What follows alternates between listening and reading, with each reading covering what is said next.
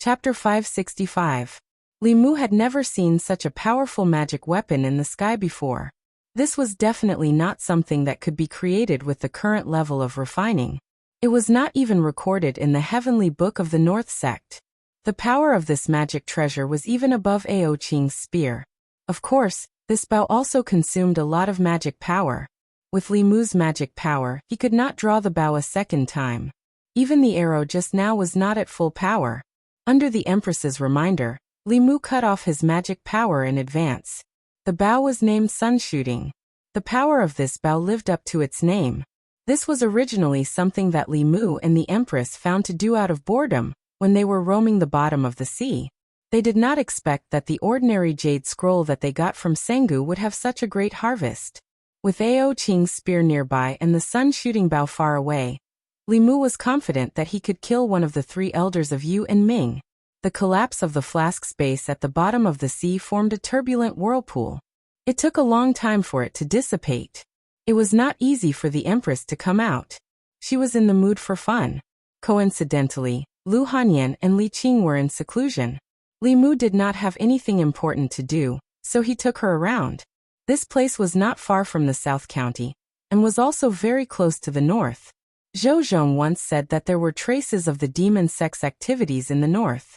Li Mu wanted to find out more about it. North Mount Jin. As soon as the two figures landed, a figure flew out from one of the halls. Zhou Zhong looked at Li Mu and the Empress, who had turned into Shangguan Li, and asked, "Why are Lord Li and Commander Shangguan here?" Li Mu said, "You said a few days ago that there were people from the demon sect in the north. How's the situation recently?" Zhou Zhong said, "It's not optimistic. Sengu and the others eliminated some of the demon sect's spies in the north. The north is temporarily stable, but the Shun Kingdom's royal family in the central state has been moving frequently in the past few months. They seem to be planning something. I suspect that they have already joined forces with the three Buddhist sects. If the Shun Kingdom's royal family really joined forces with the three Buddhist sects, then the northern state would indeed be in trouble. The Shun nation was the birthplace of Buddhism. The Shun nation's royal family had always had close ties with Buddhism.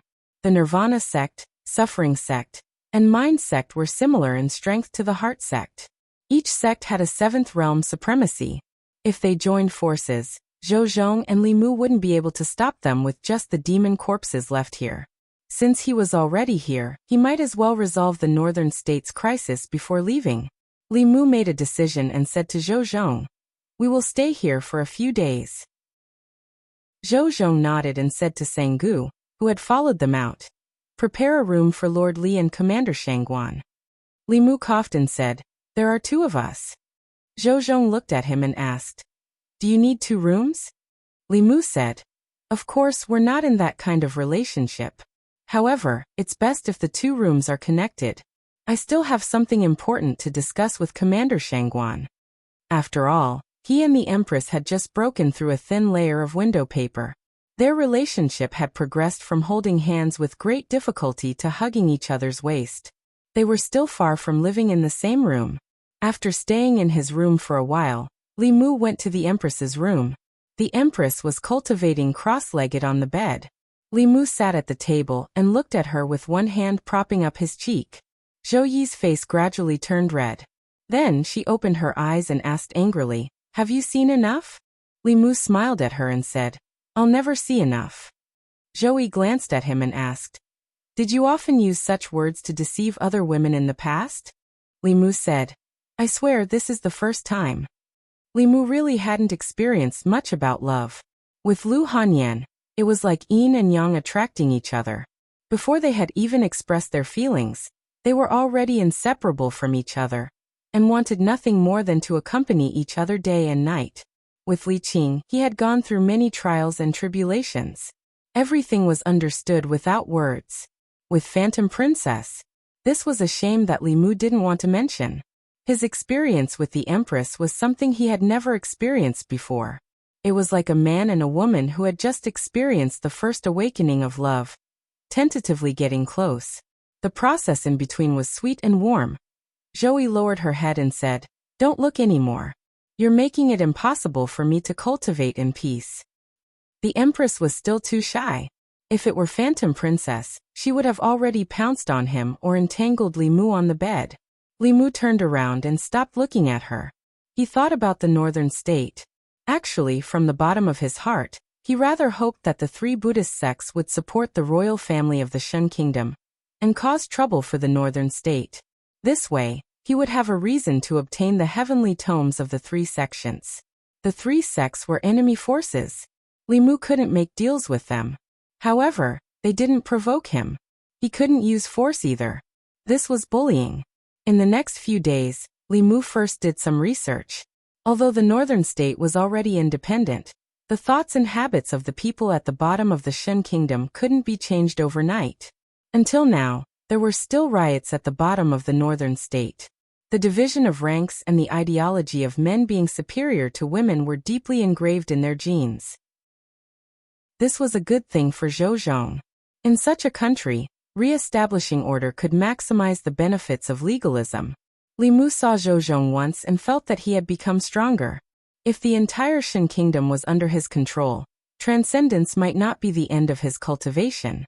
Although legalism was a small group, if they had a suitable cultivation environment, their cultivation speed would be very shocking.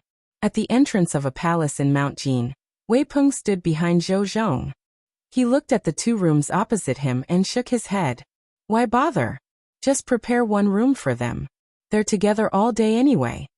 Zhou Zhong put his hands behind his back and said, maybe they have a lot of national affairs to discuss. In the room, after a few days of getting along with each other, the relationship between Li Mu and the Empress finally progressed further. The 2 sat by the bed and looked at each other. Li Mu pursed his lips. Zhou Yi blushed and then slowly closed her eyes. Li Mu took a deep breath and slowly approached her. Just as their lips were about to touch, Zhou Yi's eyes suddenly opened. Li Mu's movement stopped abruptly. He panicked for a moment. The next moment, he raised his head and looked through the window into the distance. A black line appeared in the horizon at the end of his line of sight. At the same time, Zhou Zhong, who was standing in front of a palace, also flew up. At the border of the northern state, countless figures flew over. In the room, Zhou Yi's body disappeared. When she reappeared, she was already in the air. A few black lines appeared on Li Mu's forehead. He and the Empress had been together day and night, and had cultivated their feelings for each other for several days. It had not been easy for him to pry open the Empress's heart. Just now he had only been 0.01 centimeters away from the Empress's lips. Then, he was interrupted by these damned people. Li Mu looked at the horizon. Anger burned in his heart. In the sky, hundreds of figures flew over. Their target was Mount Jin. At the very front of the crowd was a bald man with countless blood-red runes drawn on his head. He looked a little demonic as he reclined on a white jade chair. On his left and right, there were 2 women in his arms. The bald man's hands roamed over the 2 women's bodies. A young man in luxurious robes stood respectfully behind him. He said in a flattering voice, once we exterminate the rebels of the northern state, we will choose even more beauties for the imperial preceptor. At the front of the crowd were 3 old monks. The 3 of them stood on lotus platforms with their eyes closed. It was as if they did not want to see the lewd scene on the chair. These people were extremely fast. They soon approached Mount Jin. Sanggu was already floating in the air. When he saw the 3 old monks from afar, his expression changed drastically. He said in horror, 3 supremacies. The battle had not started, but he was already in despair. The Shun Kingdom's imperial family had actually invited 3 supremacies, 3 7th realm Buddhist powerhouses. In addition, there was the powerhouse on the white jade chair whose aura was not inferior to the 3 supremacies. His life was going to end today. After careful observation, he recognized that the man on the chair was the great elder of the demon Dao's Hehuan sect. The Hehuan sect was notorious in the southern states. The Shun Kingdom's imperial family had actually invited him. The bald man lay lazily on the chair and looked down. He did not care about Zhou Zhong, Sanggu, and the others at all. However, when he glanced at the other young lady, his eyes suddenly lit up. He violently pushed the 2 women beside him away and flew straight to the young woman. His voice echoed in everyone's ears. What a beautiful woman! Why don't you follow me? At this moment, The space beside the young woman fluctuated. A young man appeared. The young man's expression was very ugly. A simple bow appeared in his hand. He pulled the bowstring and shot an arrow. A golden arrow pierced through the air and left a black mark in the void. It was the mark of space collapsing. The bald man did not even have time to think before the arrow pierced through his body. Boom! His body exploded. His limbs flew everywhere and were swallowed by a black hole that appeared where he was. An extremely illusory shadow tried to break free from the black hole, but was still mercilessly swallowed. No. In the void, only an extremely unwilling roar was left. The black hole gradually disappeared. The bald man's figure also completely disappeared as if he had never appeared. After killing the enemy with one arrow, Li Mu's magic power was completely drained. Even his physical strength was exhausted. He fell powerlessly into the void and landed in a soft and fragrant embrace. Chapter 566. Heaven and earth suddenly fell silent. Not long ago, the northern state declared independence. The Shen Emperor ignored the objections of his ministers and appointed the Hahuan sect's Grand Elder as the Shen nation's state advisor. After that, this person personally went to the ancestral court of the three sections. Although no one knew what happened, the three sects that watched the northern state declare independence suddenly agreed to help the royal family suppress the rebellion, and the three supremacies came together. They thought that this was a battle without suspense. Who would have thought that before the battle officially started, the Hahuan sect's Grand Elder was killed by an arrow? Even his essence spirit was not left behind. On the Lotus platform, the three supremacies' faces were full of shock. The Shen Emperor's eyes were wide open. He couldn't believe what he just saw. Someone as strong as the state advisor was gone just like that? After a brief moment of silence, a monstrous uproar broke out. The state advisor was killed. What Dharma treasure is that? Retreat, retreat quickly. The first to react were the three supremacies. Although they didn't say a word, a golden light appeared under their feet. They drove the Lotus platform and shot into the distance. If that bow could kill the Hahuan sect's Grand Elder, it could also kill them. But someone didn't want them to do so. Zhou Zhong took a step forward and appeared in front of one of the supremacies. He said calmly, "Since you're already here, don't be in a hurry to leave." The other supremacies was just about to escape when a strong suction force burst out from behind and sucked his body back. At the end of the suction force was a figure emitting demonic aura and corpse aura. No one stopped the last supremacies. He disappeared into the sky in an instant. Li Mu wasn't in a hurry. The monk can run away, but the temple can't. Unless he left the Shen nation, Li Mu would find him sooner or later. He lay in the Empress' arms and the scene from his dream reappeared. At this moment, he could use the mantra to recover his Dharma power, but there was no need to. Zhou Yi knew that Li Mu could quickly recover his Dharma power, but she pretended to forget. The two of them hugged quietly like this, completely ignoring the anxious battle around them. Although Zhou Zhong was strong, he wasn't at the seventh realm. It was already rare for him to be able to fight a Buddhist supremacies to a standstill with his unique skills. That demonic corpse's opponent was a similarly powerful seventh realm cultivator. It did not gain any advantage at all. When the imperial advisor was shot to death, the cultivators of the Shen kingdom behind him panicked. Now that even the venerables had fled without fighting, there was no point for them to stay here. After coming to their senses, they immediately scattered in all directions. But at this moment, a giant bell descended from the sky, enveloping all of them. Countless people attacked the bell, but they could only make it tremble slightly. The young emperor of the Shen kingdom had a dull expression on his face. This was just a personal expedition without any suspense. He had never imagined that the powerful imperial advisor and the three venerables would end up with one dead and one escaping. The other two couldn't escape even if they wanted to. The expression on Senga's face was also very sluggish, but after the sluggishness, it was ecstasy. If they could kill an expert of the Hahuan sect with one arrow, they would be able to do whatever they wanted in the Shen nation. Li Mu's expression was calm. He didn't feel proud because of such a battle result. His opponent was never the Shen nation, nor was it the Hahuan sect of the demonic way. It was Xuanzong. If he couldn't even deal with such a small matter, how could he fight against the #1 sect in the world? After cuddling with the Empress for a while, Li Mu was too embarrassed to lie in her arms. He slapped his forehead and said, "I forgot that I can quickly recover my spiritual power." He formed a hand seal and said the word Jia softly. Endless power of heaven and earth surged in, and his spiritual power quickly recovered by half. With the Jia mantra, Li Mu only needed a short time to recover his spiritual power to shoot arrow after arrow.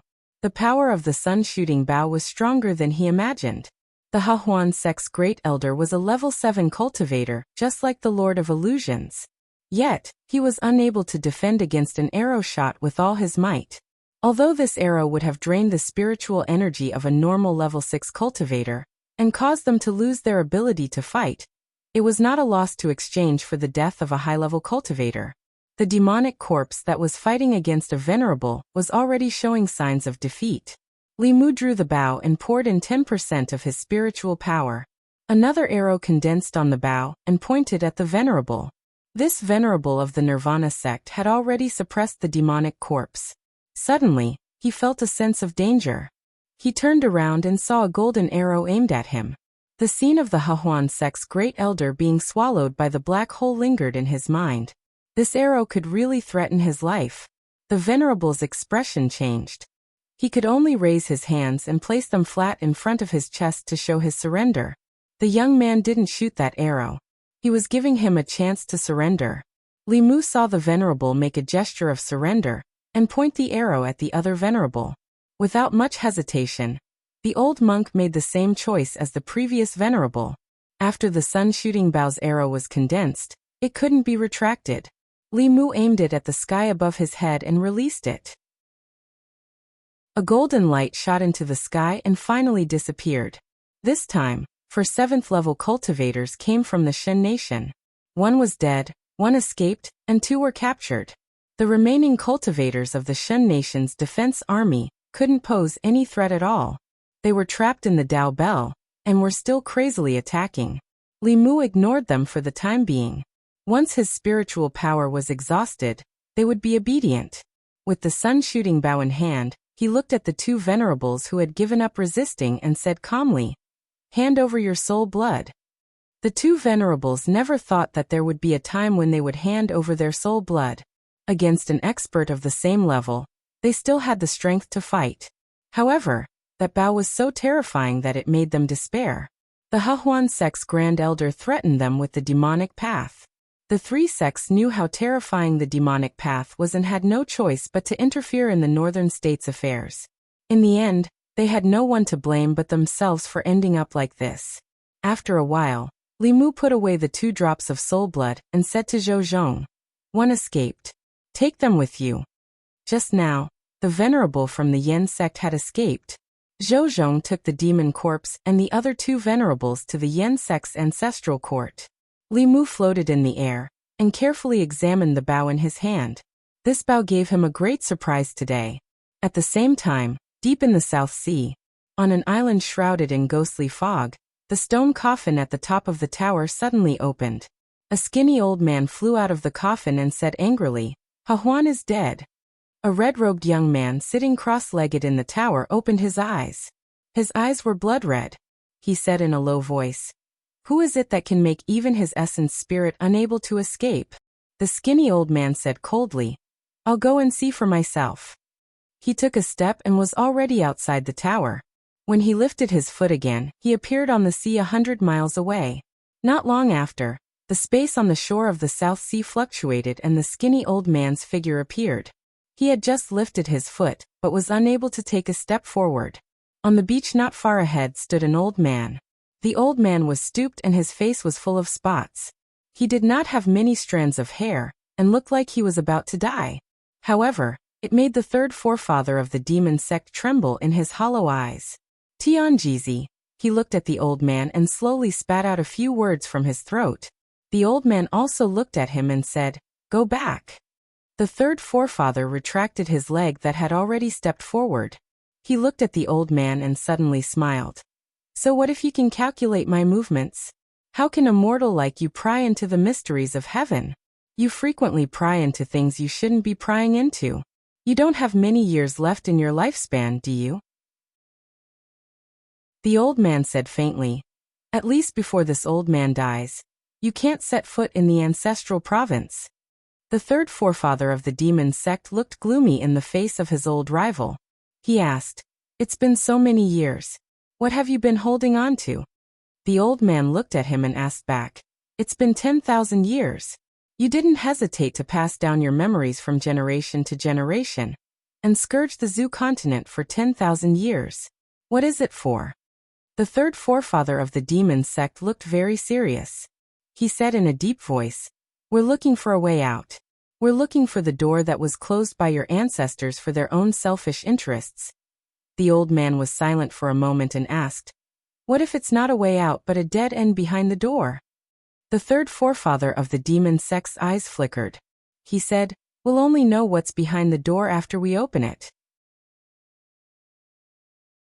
Chapter 567. Not long after Zhou Zhong left with the demon corpse and the two subservient supremacies, he returned. The other two sects had already submitted.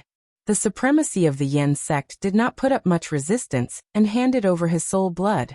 At this moment, the three of them were filled with regret. They did not expect their opponents to be so powerful. They also did not expect the Hahuan sect's first elder to be so weak. In order to protect themselves, they could only hand over their soul blood. If they had known this would happen, they would have let Bei Bang be free. In a hall on Mount Jingang, Li Mu looked at the three old monks and said lightly, "Hand over your sect's heavenly book." After a short silence, the three of them shook their heads at the same time. An old monk said, "The heavenly book is no longer in our sect." Li Mu's face darkened. He said coldly, "Do I look like I'm easy to fool?" The old monk put his palms together and said, "I swear on the name of Buddha that our sect's heavenly book was taken away by the demon sect 100 years ago. This is also the reason why Nirvana sect has been declining over the past 100 years. The other two old monks also said, "Our heavenly book was also taken away by the demon sect 100 years ago." Li Mu frowned. He vaguely felt that these three old monks were not lying. The heavenly book was very important. Li Mu naturally would not believe them so easily. He asked Sang-gu to lead people to investigate the three sections. He actually found out that the three Buddhist sects of the Shen nation had not had a disciple comprehending the heavenly book for 100 years. After careful investigation, he found out more secrets. More than 100 years ago, the three Buddhist sects were attacked by the devil sect at the same time. In the end, the Buddhist sects were defeated. Although the three sects were saved in the end, their heavenly tomes were taken away. To be precise, the powerhouses of the three Buddhist sects had used the heavenly books to exchange for the inheritance of their sections. Li Mu could not help but recall that for thousands of years, the Fu school had been attacked by the demon sect several times. However, with the help of the Dao Bell and the other sects, they had successfully repelled the demon sect powerhouses each time. The other sects, including Xuanzong, had the same experience. The Buddhist sect was weaker than the Taoist sect and could not resist the invasion of the devil path. It was no wonder that in the past 100 years, the mainland's Buddhist sects were not as good as before. If not for the fact that the ancestral court of the Heart sect was in the Great Zhou, they would probably end up in the same situation as these three sections. In short, Li Mu would not be able to obtain the heavenly book from them. Since then, of the confirmed Heavenly Sutra pages on the continent, 1 page was in Xuanzong's hands, 9 pages were in Li Mu's hands, and the remaining 14 pages were likely controlled by the demonic path. Wanting to obtain them wouldn't be easy. Li Mu temporarily stopped thinking about the heavenly book. This time, the Shen Kingdom's emperor had personally led the expedition. He had also brought a group of personal guards and the Shen Kingdom's nobles. All of them had been imprisoned in the Dao Bell. At this moment, they had already given up resisting and completely accepted their fate. If Li Mu was willing, he could incorporate the Shen nation into the Great Zhou territory in a very short period of time. But he had no intention of doing so. The two nations had different races, different systems, and different beliefs.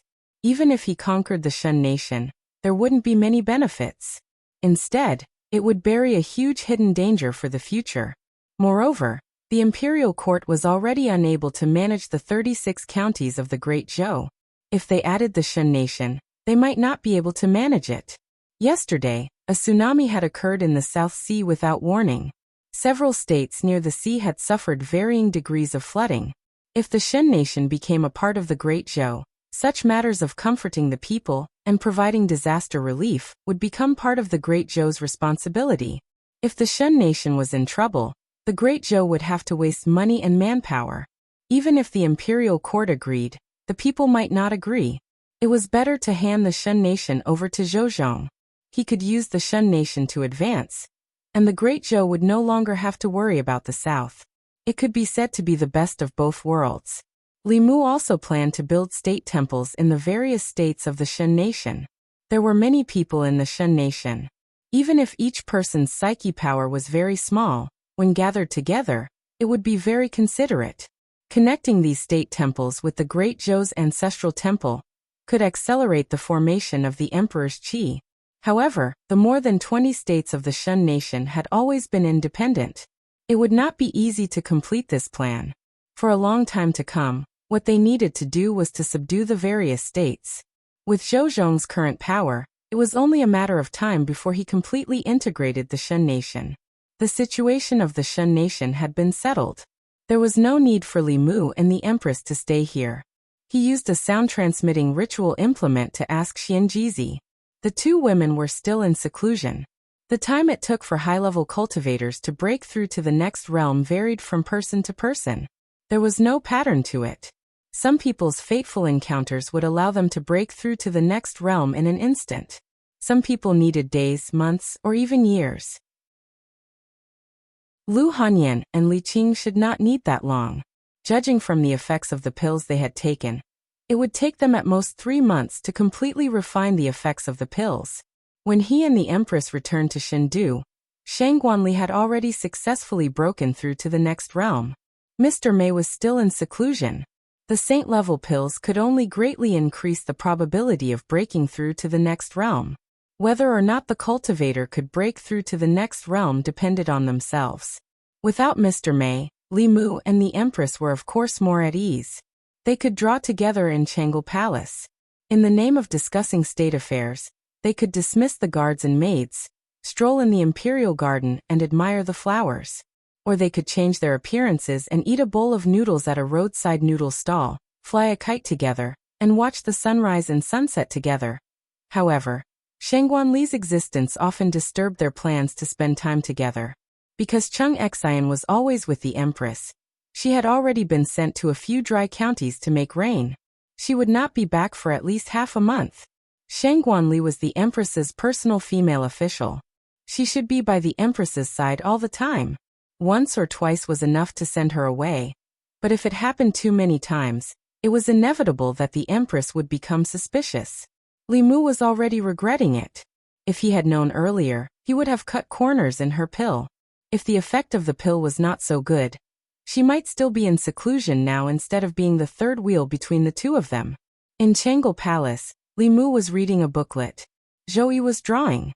Shang Guanli stood behind her, waiting for orders. Li Mu and Zhou Yi looked at each other, and instantly understood each other's intentions. Zhou Yi coughed softly and said, "Ali, go to the National Treasury and check if there are any more pills, Fulu and the like. If there are not enough, let the Ministry of Revenue go to the shops of the various sects to buy more." A trace of doubt appeared in Shangguan Li's eyes. These small matters were all handled by specialized officials. There was no need for her to go at all. Moreover, the Empress had never liked these complicated affairs of state. Why was she so concerned about these matters recently?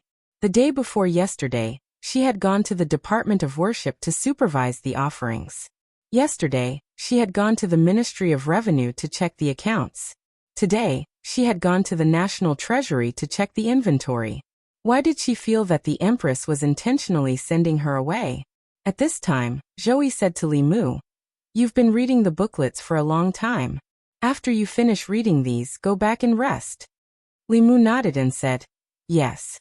This was the secret code that the Empress and he had agreed on. The meaning of this sentence was that Li Mu should go back first, and that the two of them would meet at the Li residence in a moment. If it was just sending away Shangguan Li and leaving Li Mu in Changle Palace, the purpose would be too obvious.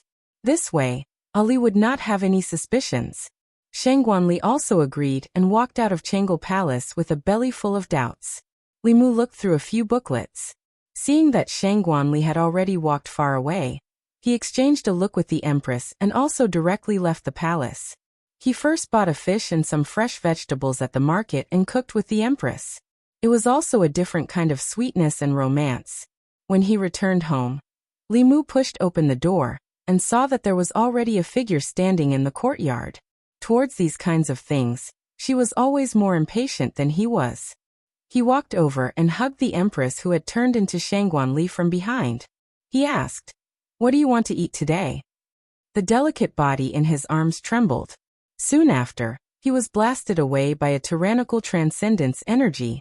Shangguan Li retreated a few steps and looked at Li Mu with shame and anger. She gritted her teeth and said, "What are you doing?" Li Mu looked at her in shock and muttered, "You." Shangguan Li crossed her arms in front of her chest and said angrily, "Are you crazy?"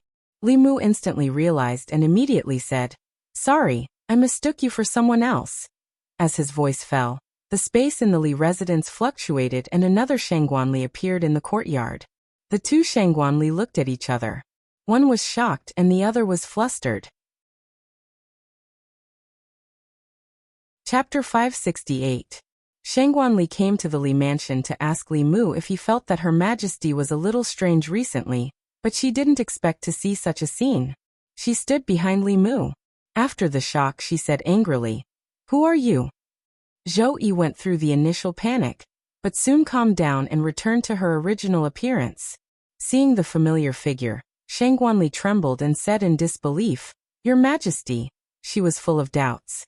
She didn't understand why Her Majesty would change into her appearance and come to the Li mansion, until she remembered a rumor in Chengdu these days. It was a rumor that Li Mu and the Empress' personal maid were strolling hand in hand. Only now did she finally realize that it wasn't a rumor. Zhou Yi walked to the door of the study and said, "Ali, come in with me." Shangguan Li glanced at Li Mu and walked into the study in a panic. After a long time, she came out of the study, looked at Li Mu again, and then strode out of the Li mansion. Zhou Yi walked to the yard and said, "It's fine if Ali knows. She won't tell anyone." As she spoke, she sighed softly in her heart. In the past, she always hid it, worried that it would be discovered. Out of helplessness, she felt a little better after telling Ali about it. In the future, she didn't have to hide these things in her heart, but could share them with someone. Li Mu also felt that this was a good thing. At least he didn't have to hide from Ali in the future. However, he always felt that since Li Mu knew about this, the way Ali looked at him was a little strange, as if Li Mu had stolen something important from her. Li Mu could understand her on this point. After all, as the Empress' personal maid, she was the only one who was favored. Now that the Empress's favor was given to him, it was inevitable that she felt disappointed. Just like Li Mu didn't want her to compete with him for favor in the past. Since leaving the Zhou family, the Empress had no relatives. Ali and Mr. Mei were the closest people to her, just like her family. And the Empress's family was his family. Li Mu also didn't want Ali to be sad because she was neglected, so when he brought breakfast of love for the Empress, he would also bring a portion for her. Occasionally, he would prepare a small gift for the Empress so that he wouldn't forget her. Finally, one day, Shangguan Li no longer looked at Li Mu as if something important had been taken away. However, her gaze became very vigilant. She gritted her teeth and said to Li Mu, "Let me tell you, don't even think about having any ideas about me. I don't like men." Li Mu understood what she meant and frowned. "What are you thinking? Am I that kind of person?" Shangguan Li looked at him indifferently and asked, "Isn't that so?" Li Mu couldn't refute. In order to show that he didn't have any other thoughts about her, he stretched out his hand and said, "Then give me back what I gave you." Shangguan Li was stunned and asked, "How can there be someone like you?" Li Mu shrugged and said, "I'm just proving to you that I don't have any other thoughts about you." Shangguan Li gritted her teeth and took off a hairpin from her hair. She also took off 2 delicate earrings and put them heavily in Li Mu's hand. She asked, "Is this enough?" These women's accessories were given to her by Li Mu when he gave the empress gifts. Li Mu put them away and said, "You also ate my breakfast many times." Shangguan Li's face darkened and said, "I will give it back to you." Li Mu continued, "You also took my breakthrough pill." Shangguan Li said angrily, "That was given to me by Her Majesty." Li Mu waved his hand and said, "All right, that doesn't count." Shangguan Li left in a huff. Not far away, Zhang Chun and Prince Shou, who were leaning on the white jade railing in front of the square, shook their heads at the same time. Zhang Chun said with a face full of indignation, "How can someone like Lord Li be surrounded by beauties?" King Shou glanced at him and said, "You don't understand. This is called doing the opposite. It's an even more brilliant method. I think Commander Shangguan will fall soon." Zhang Chun shook his head again and sighed. "He is still too young. He doesn't know how good a woman is and mistook a girl for a treasure. Isn't Commander Mei more charming than Commander Shangguan?" Early in the morning when he was reading through the reports, Li Mu didn't see Shangguan Li. Some women were beautiful and had beautiful thoughts. Li Mu couldn't even take care of his own family matters, so how could he have any thoughts about her? He was reading a few reports when suddenly, footsteps came from outside the hall. Shangguan Li walked in with a bowl in her hand. She put the bowl in front of Li Mu and said, "This is back to you." Li Mu looked at the black thing in the bowl and raised his head to look at her and asked, "Is this what I gave you? Even if I gave it to Qing Xian wouldn't eat it." Shangguan Li took a look at the bowl, picked it up and left silently. Not long after, a busy figure appeared in the imperial kitchen. The imperial chefs didn't know what was going on. Commander Shangguan, who was of noble status, actually began to practice her cooking skills. This caused countless people to speculate. Many people thought that she should have someone she liked. A gentleman would die for someone who understood him, and a woman would dress up for someone who liked her. It made sense that Commander Shangguan, who only knew how to fight and kill, would practice the skills that ordinary women should have for someone she liked. In the Changel Palace, Li Mu put down the report in his hand. He breathed out a mouthful of turbid air and stretched his body. Recently, all kinds of things were developing according to his plan. With the participation of the 5 Taoist sects and the aristocratic families of the southern countries, the operation of the Wishing Lane was completely on the right track. It became the largest cultivation market on the Zhou continent, attracting cultivators from all over the world. The imperial court profited greatly from the market. The treasury was quickly filled, and they could attract more and more powerful worshippers. There was also good news from Yingzhou. The Southern Army found several mineral veins in the miasma of Yingzhou, including a small spiritual jade mine. They didn't need much help from the imperial court. They could be self-sufficient and even subsidize the imperial court.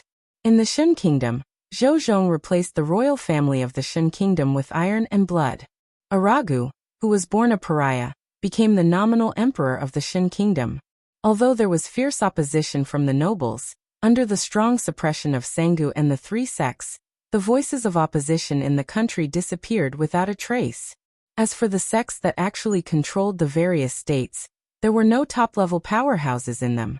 After several transcendent powerhouses came to visit, they could only choose to submit. In the imperial palace, in the ancestral temple of the Great Zhou, there was a bronze cauldron. Inside the cauldron, there was a thick golden line that extended to the giant cauldron in the center of the ancestral temple. The golden dragon in the giant cauldron was much stronger than when Li Mu first saw it. The golden light on its body was even more dazzling. Only the dozens of scales on its tail were slightly dimmer. When these scales completely turned from dark gold to gold, it would be the time when the Emperor Qi matured. Li Mu walked out of the ancestral temple. Before he reached the Changel Palace, there was a sudden surge of aura from one of the palaces in the palace. Li Mu looked at the palace, and a trace of joy appeared on his face. His figure flashed, and he was already in front of the palace. Mr. Mei walked out of the palace.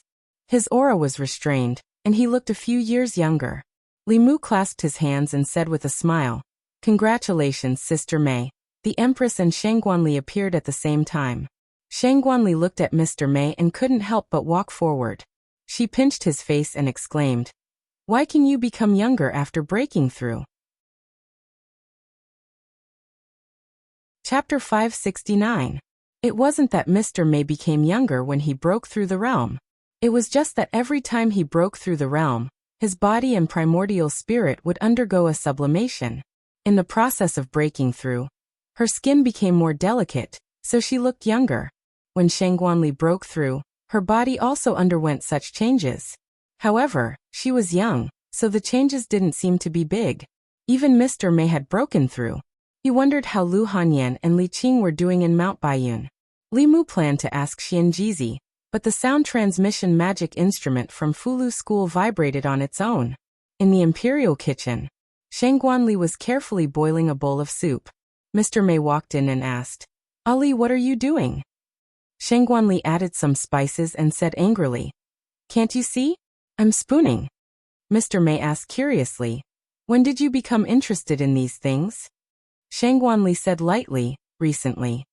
Mr. Mei picked up a spoon and reached for the bowl. Shang Guanli hit the back of his hand. Shang Haili said, "If you want to eat, make it yourself. It's not for you." Mr. Mei asked curiously, "Then who is it for? Is it for His Majesty?" Then she denied this conjecture. If it was given to His Majesty, Ali would definitely be happy, and not have this expression of someone who owed her a huge debt, as if she wanted to spit in the soup. She thought for a moment and asked suspiciously, "Is it for Li Mu?" Shang Guanli hated Li Mu so much that her teeth itched. Not only did he take His Majesty away from her, but he also treated her like that. However, she couldn't tell Sister Mei about this, even if she was one of the closest people to her. Her expression was calm as she said indifferently, "It's nothing. The reason why we were able to break through was because of him. I originally wanted to return the favor and thank him, but he didn't seem to lack anything, so I cooked for him as a token of my appreciation." Lord Mei thought for a moment before nodding. "That makes sense. Then shouldn't I thank him as well? But how should I thank him?" By the time Shang Guanli finished preparing the soup and arrived at Changle Palace with Mr. Mei, Li Mu had already left. Mr. Mei looked around, walked to the front of the hall, and whispered to Zhou Yi, "Your Majesty, where is Li Mu?"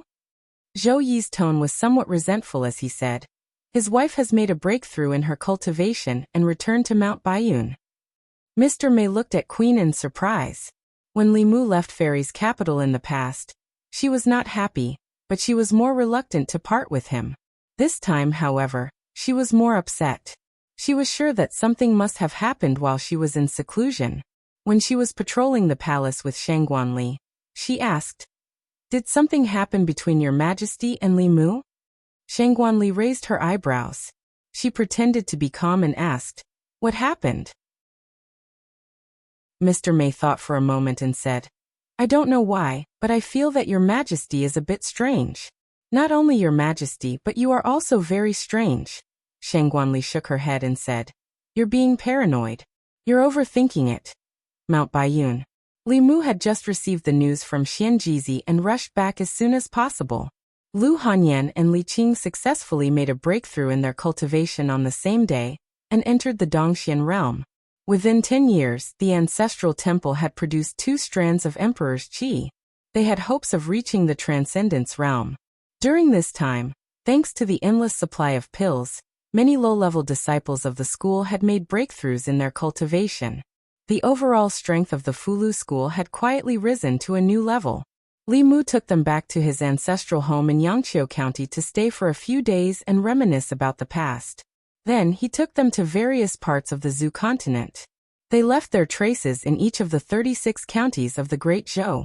They watched the sunrise in Yuntai County, watched the sunset in Hanyang County, skied on the snowy mountains in Jiangyin County, and rode horses on the grasslands in Yantai County.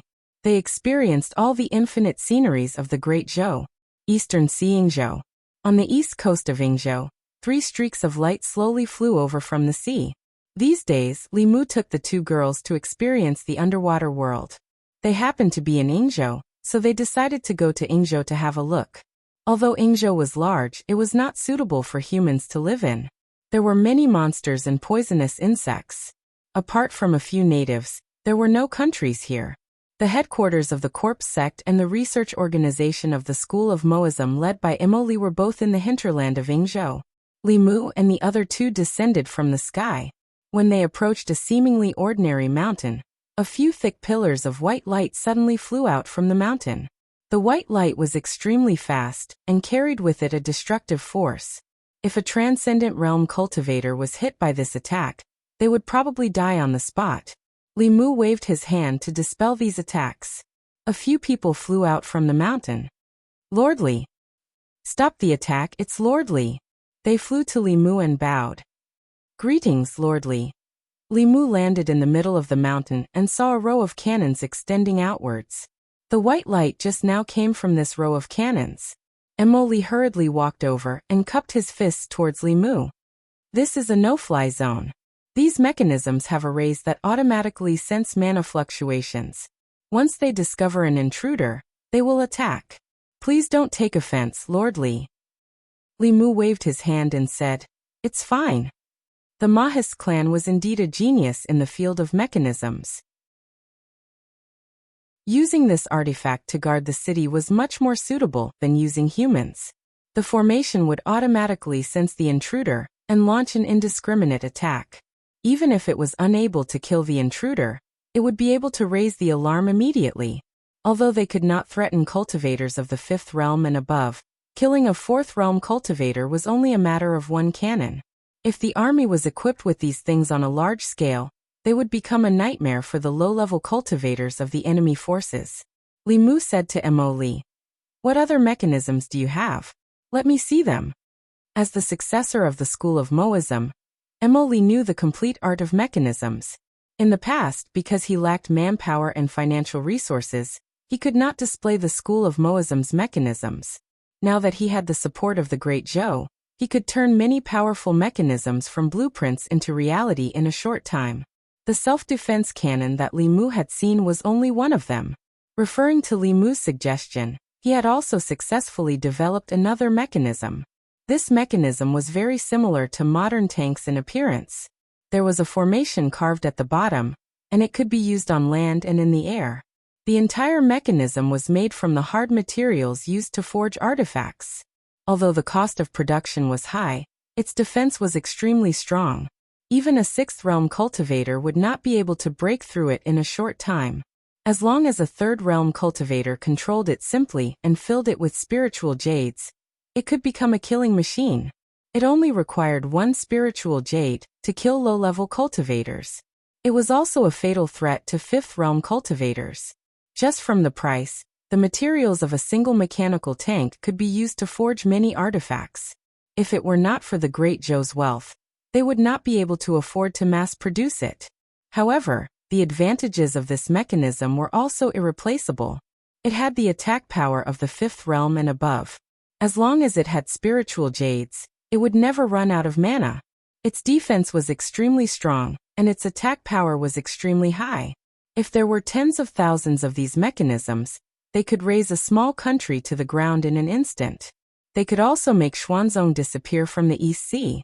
Other than this kind of attack mechanism, the Mahis sect also had some small auxiliary mechanisms.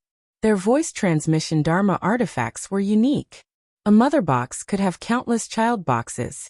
The mother box could establish a connection with the child boxes. This way, Li Mu did not need to bring so many voice transmission Dharma artifacts. He only needed to hold a mother box and he could easily communicate with the person who had the child boxes. Li Mu asked Emily to prepare dozens of child boxes for him. He gave one to Lu Hanyan and one to Li Qing. When he returned, he would give one each to Wanwan, Xiaobai, Sister Mei, and Ali. After that, he imprinted the Fulu formation, an artifact forging knowledge that Emily might use in a jade scroll. If he could comprehend it, there was still the possibility of improvement in the Mahis sect's mechanical arts. After leaving Yingzhou, Li Mu went to the fairies' capital with them. At the same time, in the demon nation of Life State, Hujiu led a few subordinates and floated on top of a mountain. She could not help but shiver when she saw the tragic situation below. In a cave abode on the mountain, a small demon clan was slaughtered. The demon nation was a place where the strong preyed on the weak. This kind of thing happened from time to time. However, since these small demon clans submitted to the Thousand Fox Nation, no matter how powerful the demon clans in the demon nation were, they did not dare to do anything to them. What was even more frightening was that this demon clan had died in a very strange way. There were no wounds on their bodies, but the blood in their bodies had been sucked dry. There was not a single drop left. They had all turned into dried corpses. There was still a look of horror on their faces. That was not all. Not only this small demon clan, there was not a single living thing within a 10-mile radius of the mountain. Whether it was the birds, the beasts, or the small demons in the mountain, they all seemed to have turned into mummified corpses at the same time. The mountain was dead silent. Hu Jiao and the other demons could even hear their own breathing. An extremely strange atmosphere was spreading among them. Chapter 570. In the past month, the entire Yao Nation was shrouded in a horrifying atmosphere. In the territories of Qianhu Nation, Tianlang Nation, Xian Snake Tribe, and Flying Bear Tribe, a number of shocking incidents happened. More than a dozen small and medium-sized Yao tribes were slaughtered overnight. These demon clan members had died a horrible death. All the blood in their bodies had been sucked dry, leaving behind only withered demon clan corpses. What was even more terrifying was that not only were the demon clan members slaughtered, but even the demon clan members nearby that did not have any intelligence were also sucked dry. This incident caused the entire Yao Nation to panic. Qianhu Nation. In the cave abode on the highest peak, the Blue Wolf King's face was pale as he muttered, "Demonic path, it must be the demonic path. This is the method of the demonic path." That elder of the demonic path did the same to heal himself. The Lord of Illusions narrowed his eyes and said in a low voice, "The elders of the sage sect are inhumane. We can't let this go on. Absorbing so much blood essence at once, I'm afraid someone is using it to cultivate the demonic art. If we let him go, he will become stronger and more difficult to deal with." The Blue Wolf King said, "If it's really those people, we're no match for them. If we want to kill an elder of the sage sect, I'm afraid we'll have to call that bear and that snake together." The Lord of Illusions looked out of the cave abode and said, "Looks like it's time to go to Tianshan Mountain and the Snake Swamp." In the extreme north of the Yao Nation, on an ice field, the vast northern territory of the Shang continent was the territory of the Tianshan Bear tribe. The climate here was extremely cold, and the land was covered in snow all year round. Stepping into the northern ice field, all one could see was white. At this moment, there was a glaring red on one of the ice fields. A few white bears fell on the ice, their blood soaking a large area of the ice beneath them. The blood was still spreading in all directions, and the few white bears had long lost their vitality. A sinister human youth in a red robe floated in the air. Looking at the blood on the ice, he licked the blood at the corner of his mouth and whispered, "The blood of a familiar expert." He took a deep breath, and the blood under the ice gathered toward him, forming a river of blood that merged into his body. The young man shuddered. His aura grew stronger, and his face regained some color. The white bears on the ice had all turned into shriveled corpses. The young man looked at the abnormally strong corpse of a giant bear. With a wave of his hand, the bear corpse disappeared. He muttered, "When old Five wakes up, it wouldn't be a bad idea to refine her into a demonic corpse." After collecting the bear carcass, he was about to leave when a white light suddenly whizzed towards him from the north. The white light carried a powerful aura. Before it even arrived, an earth-shattering roar could be heard. "Who killed my son?" The young man looked in that direction, and the corners of his mouth curled up.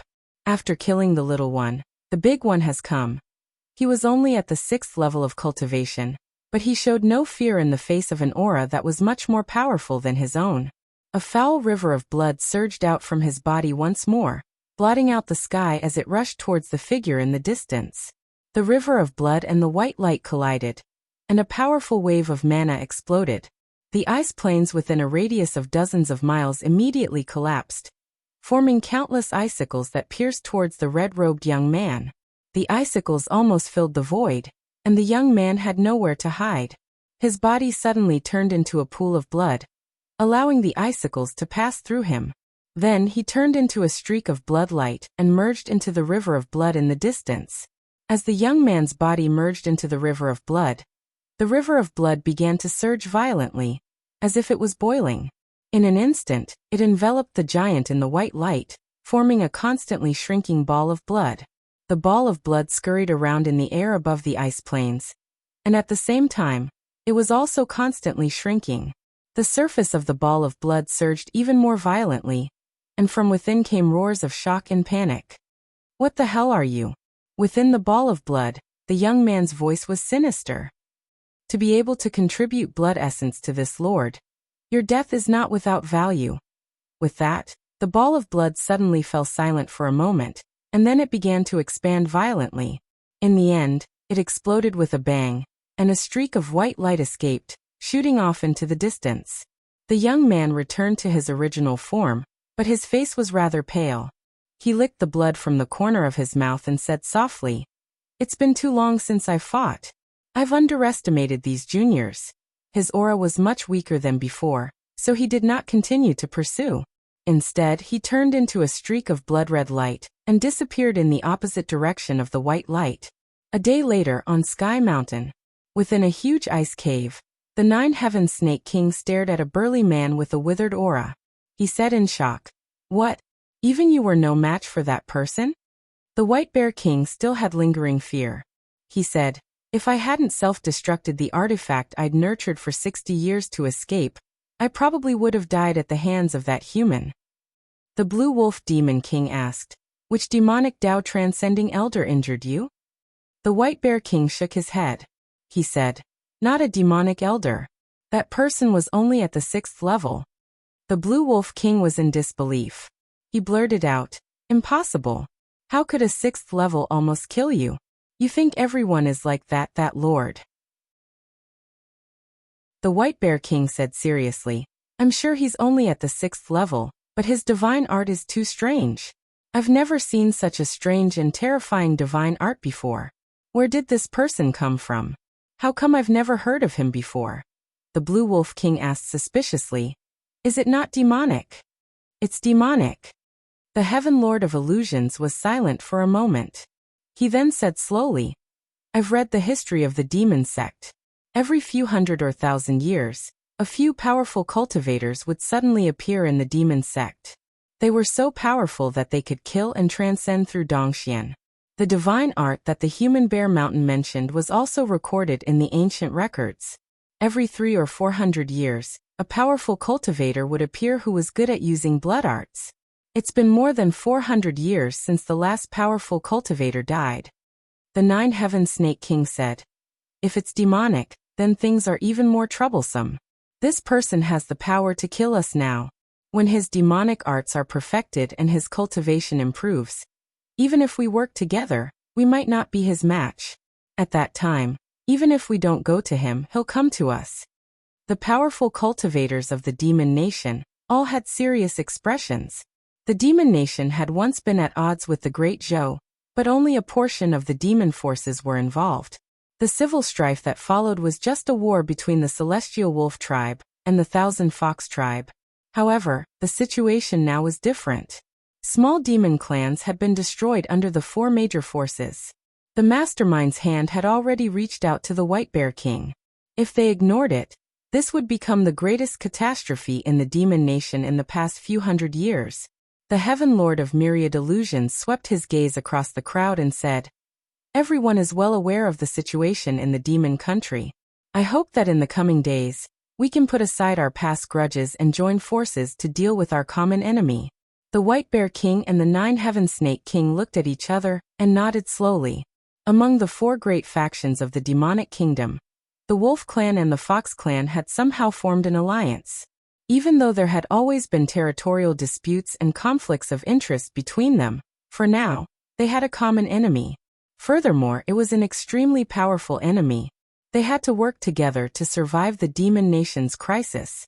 After a short secret discussion, the 4 major forces of the Demon Nation officially formed an alliance. The Heaven Lord of Illusions looked at the weak White Bear King and took out a bottle of pills. He poured out a pill and threw it to the White Bear King, saying, "There might be a fierce battle ahead. Take this pill, and your injuries will recover." As the Heaven Lord of Illusions opened the jade bottle, The other 3 demon kings immediately smelled a medicinal fragrance. Judging from the fragrance, this pill was definitely not an ordinary one. Pills that could be effective on 7th realms were already very precious. Furthermore, the demon race was not good at refining pills. Such pills were even harder to find in the demon nation. The Heaven Lord of Illusions actually had an entire bottle, which made the other demons envious. The White Bear King accepted the pill and cupped his fists, saying, "Thank you, Brother Illusions. I wonder how much this pill costs? I will pay you with spiritual jades." The Heaven Lord of Illusions waved his hand and said proudly, "It's just 1 pill. It's nothing. My son-in-law gave me several bottles. I won't be able to finish them all in a short time." The White Bear King said enviously, "Brother Illusions has found a good son-in-law. It's a pity that my daughters don't have this fate." The Green Wolf King glanced at him and said, "Forget about your daughters. They're all big and burly. Which human would like them? But those girls from the Jiutian clan know how to pester people. That man is very lecherous. Jiutian, you might as well." The Heaven Lord of Illusions' face darkened and said coldly, "Green Demon, I advise you to mind your own business." Chapter 571. Baiyun Mountain. Li Mu, Lu Hanyan, and Li Qing had just spent a beautiful and shameless time together. They stayed in Shindu for a few days before returning to the ancestral court. Some ancient lost cultivation techniques could be cultivated much faster than Taoism's guided qi refinement. Li Mu had already cultivated Ao Qing's secret dual cultivation technique for some time. Often, 1 night was equivalent to 10 days of qi refinement. Ao Qing was able to cultivate to the 9th realm because of his cultivation technique. It was also inseparable from his huge harem. This cultivation technique was originally very suitable for the dragon race. It could not only satisfy the dragon's lustful physiological needs, but it was also a top-notch cultivation technique. Speaking of which, it seemed like it was tailor-made for Li Mu. However, in these 2 days Li Mu could cultivate qi refinement in an honest manner. After Lu Hanyan and Li Qing's cultivation broke through, their status was promoted from core disciples to first seats. In the 6 sects, any disciple whose cultivation reached Dongxian could occupy a peak independently and recruit disciples. Yuzhenzi had already transcended. Baiyun Mountain was left to Lu Hanyan to manage. Li Qing was the head disciple, and her cultivation had reached Dongxian. She also had the qualifications to open a peak. She was originally a disciple of Ziyun Peak. After her promotion, Ziyun Peak's first seat, Yu Quanzi, relinquished his position and completely handed over Ziyun Peak to her. The Talisman Pai sect used to recruit disciples once every 4 years. After taking over the Talisman Pai sect, Li Mu changed this rule. The Talisman Pai sect and the Mysterious sect were on par with each other in terms of high-level combat strength. However, the gap between the 2 sects in terms of low-level disciples was too huge. If the Talisman Pai sect still used the previous rule, it was unknown when they would be able to catch up with the Mysterious sect. Fulu School didn't cooperate much with the imperial court in the past. It was difficult to recruit disciples from the common people. Currently, the Fulu School had already begun a deep cooperation with the imperial court. Some time ago, Li Mu had asked the Empress to select people of suitable age and decent aptitude within the 36 counties, and then have the school contact their families. Being able to join such a cultivation sect was undoubtedly a good thing for ordinary people to completely change their fates. Not only would they be able to learn new skills, but their families would also not have to worry about food and clothing in the future. They might even be able to achieve meteoric success. Very few people would reject such an opportunity. Therefore, during this period of time, there were many new faces in White Cloud Mountain. These people were divided equally among the peaks and were temporarily handed over to the young disciples. They would lead these new disciples onto the path of cultivation. After flying out of the White Cloud Peak, Li Mu arrived at the Purple Cloud Peak. 2 female disciples who were chatting immediately stood up straight, puffed out their chests and said respectfully, "Greetings, Martial Uncle." Li Mu smiled at them and walked toward the Holy Ji Palace. When Li Mu entered the Holy Ji Palace, an older female disciple said to the younger one, Martial Uncle Ling Jizi is the sect master's junior brother. According to seniority, we should address him as Martial Uncle. Don't get it wrong in the future. The younger female disciple was puzzled. But I heard that Martial Uncle Ling Jizi is the Taoist companion of the head monk. If that's the case, we should address him as Martial Uncle. The older female disciple was stunned for a moment. Then, she shook her head and said, "You don't have to worry about that. This is the sect. If you see him in the future, just address him as Martial Uncle."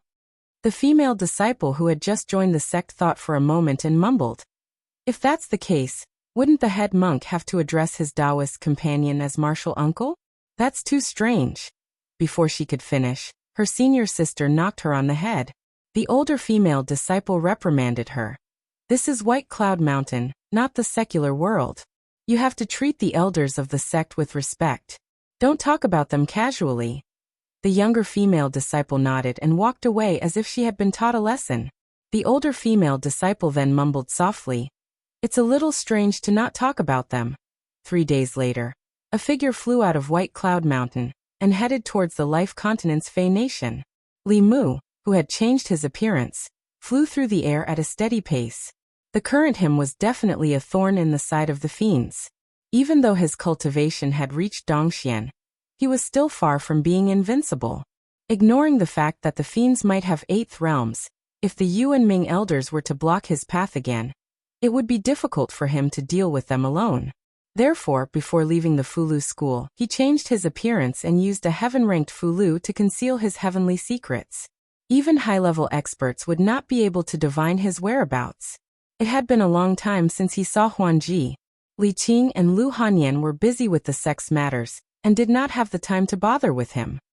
He decided to stay in the Fey Nation for a few days to prevent Huanji from feeling upset. After returning to the Fey Nation, Li Mu acutely sensed that the atmosphere was a little off. In the past, the Fey Nation was filled with demonic energy.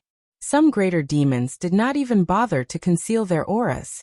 Their auras soared into the sky and could be sensed from far away. However, at this time, Li Mu was flying above the Fey Nation. All he could feel was a deathly stillness. There was not a single strand of demonic energy that soared into the sky. Some lesser demons were doing their best to conceal their demonic energy, and were hiding in their caves. The atmosphere was very strange. If there was only one place, then it would be fine. But after flying for 1,000 miles, he had encountered such strange situations all the way. He could not help but feel suspicious. A few hundred miles ahead was the Thousand Fox Nation. Li Mu wanted to increase his speed, but he suddenly sensed an abnormal aura. He sniffed and smelled a faint scent of blood. This blood aura was extremely faint, but it gave Li Mu a very uncomfortable feeling. He was bewildered as he followed the blood aura, and finally came to a valley. In the valley there was a blood lake. The blood lake was surging and countless dead demons were drowning in it. The water and blood in their bodies seemed to have been sucked dry, leaving only withered corpses floating in the blood lake. A young man in a blood-red robe sat cross-legged in the center of the blood lake. Wisps of blood mist rose from the blood lake, and were absorbed into his body. Heretical cultivation. This bloody purgatory scene made Li Mu's stomach churn. A thought immediately arose in his mind.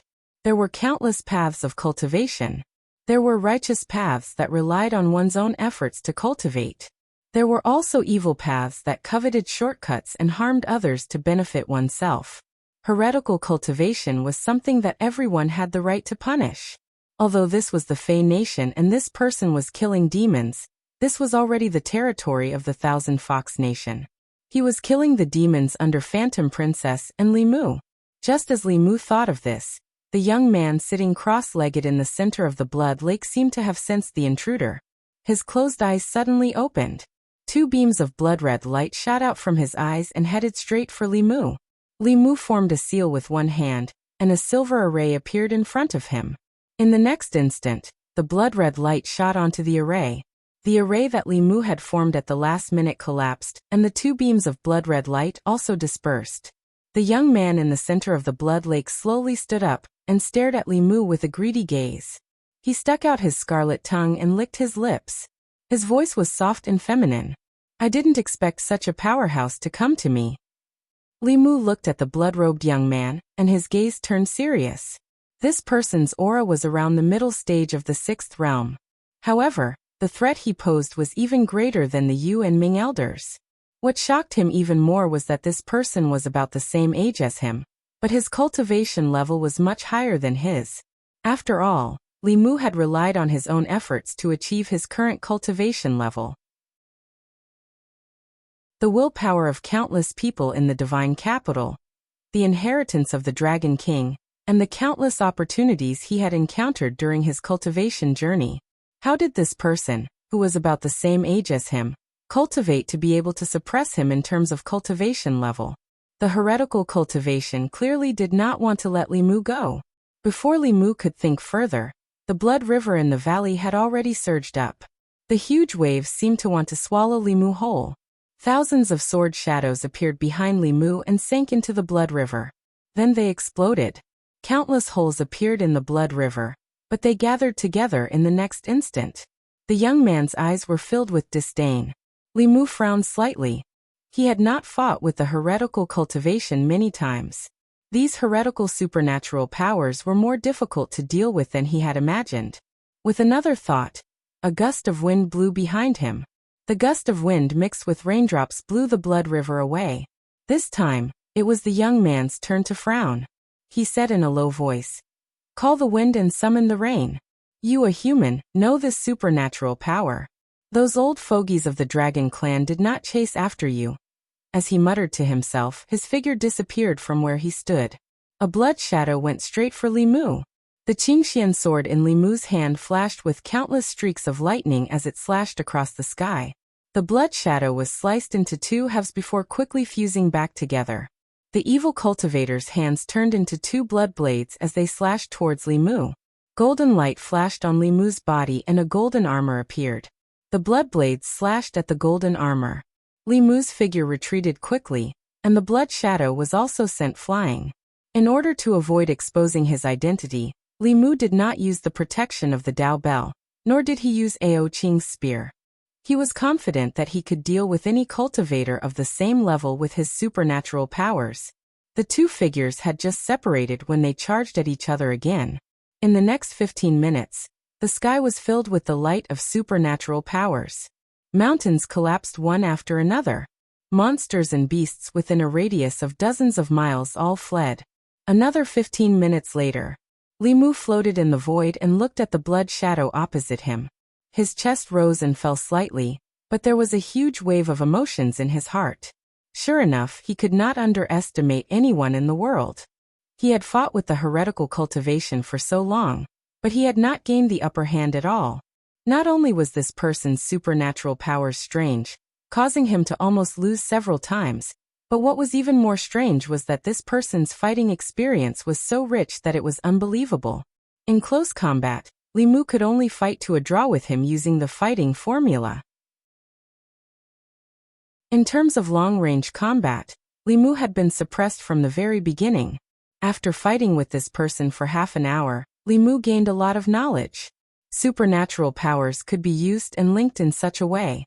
Using two different kinds of supernatural powers at the same time, or in combination, had a completely different effect than using them separately. After fighting for a short while, Li Mu realized that this heretical cultivation's fighting experience was far from what he could compare to. If it were not for the fact that he could shrink the distance and move out of the range of the supernatural powers in an instant, he would have been defeated by this person at least 16 times in the fight just now. Li Mu was shocked, and the Blood River ancestor was even more terrified. He had tens of thousands of years of fighting experience, and it was not difficult for him to kill enemies of a higher realm. Yet he could not take down a 6th realm junior, whose cultivation was lower than his. This person was not more than 30 years old, but his cultivation was Dongxian. His fighting experience was so rich that even he felt inferior. He even began to suspect that this person was also reincarnated with the memories of some old monster. Otherwise, the scene before him would be difficult to explain.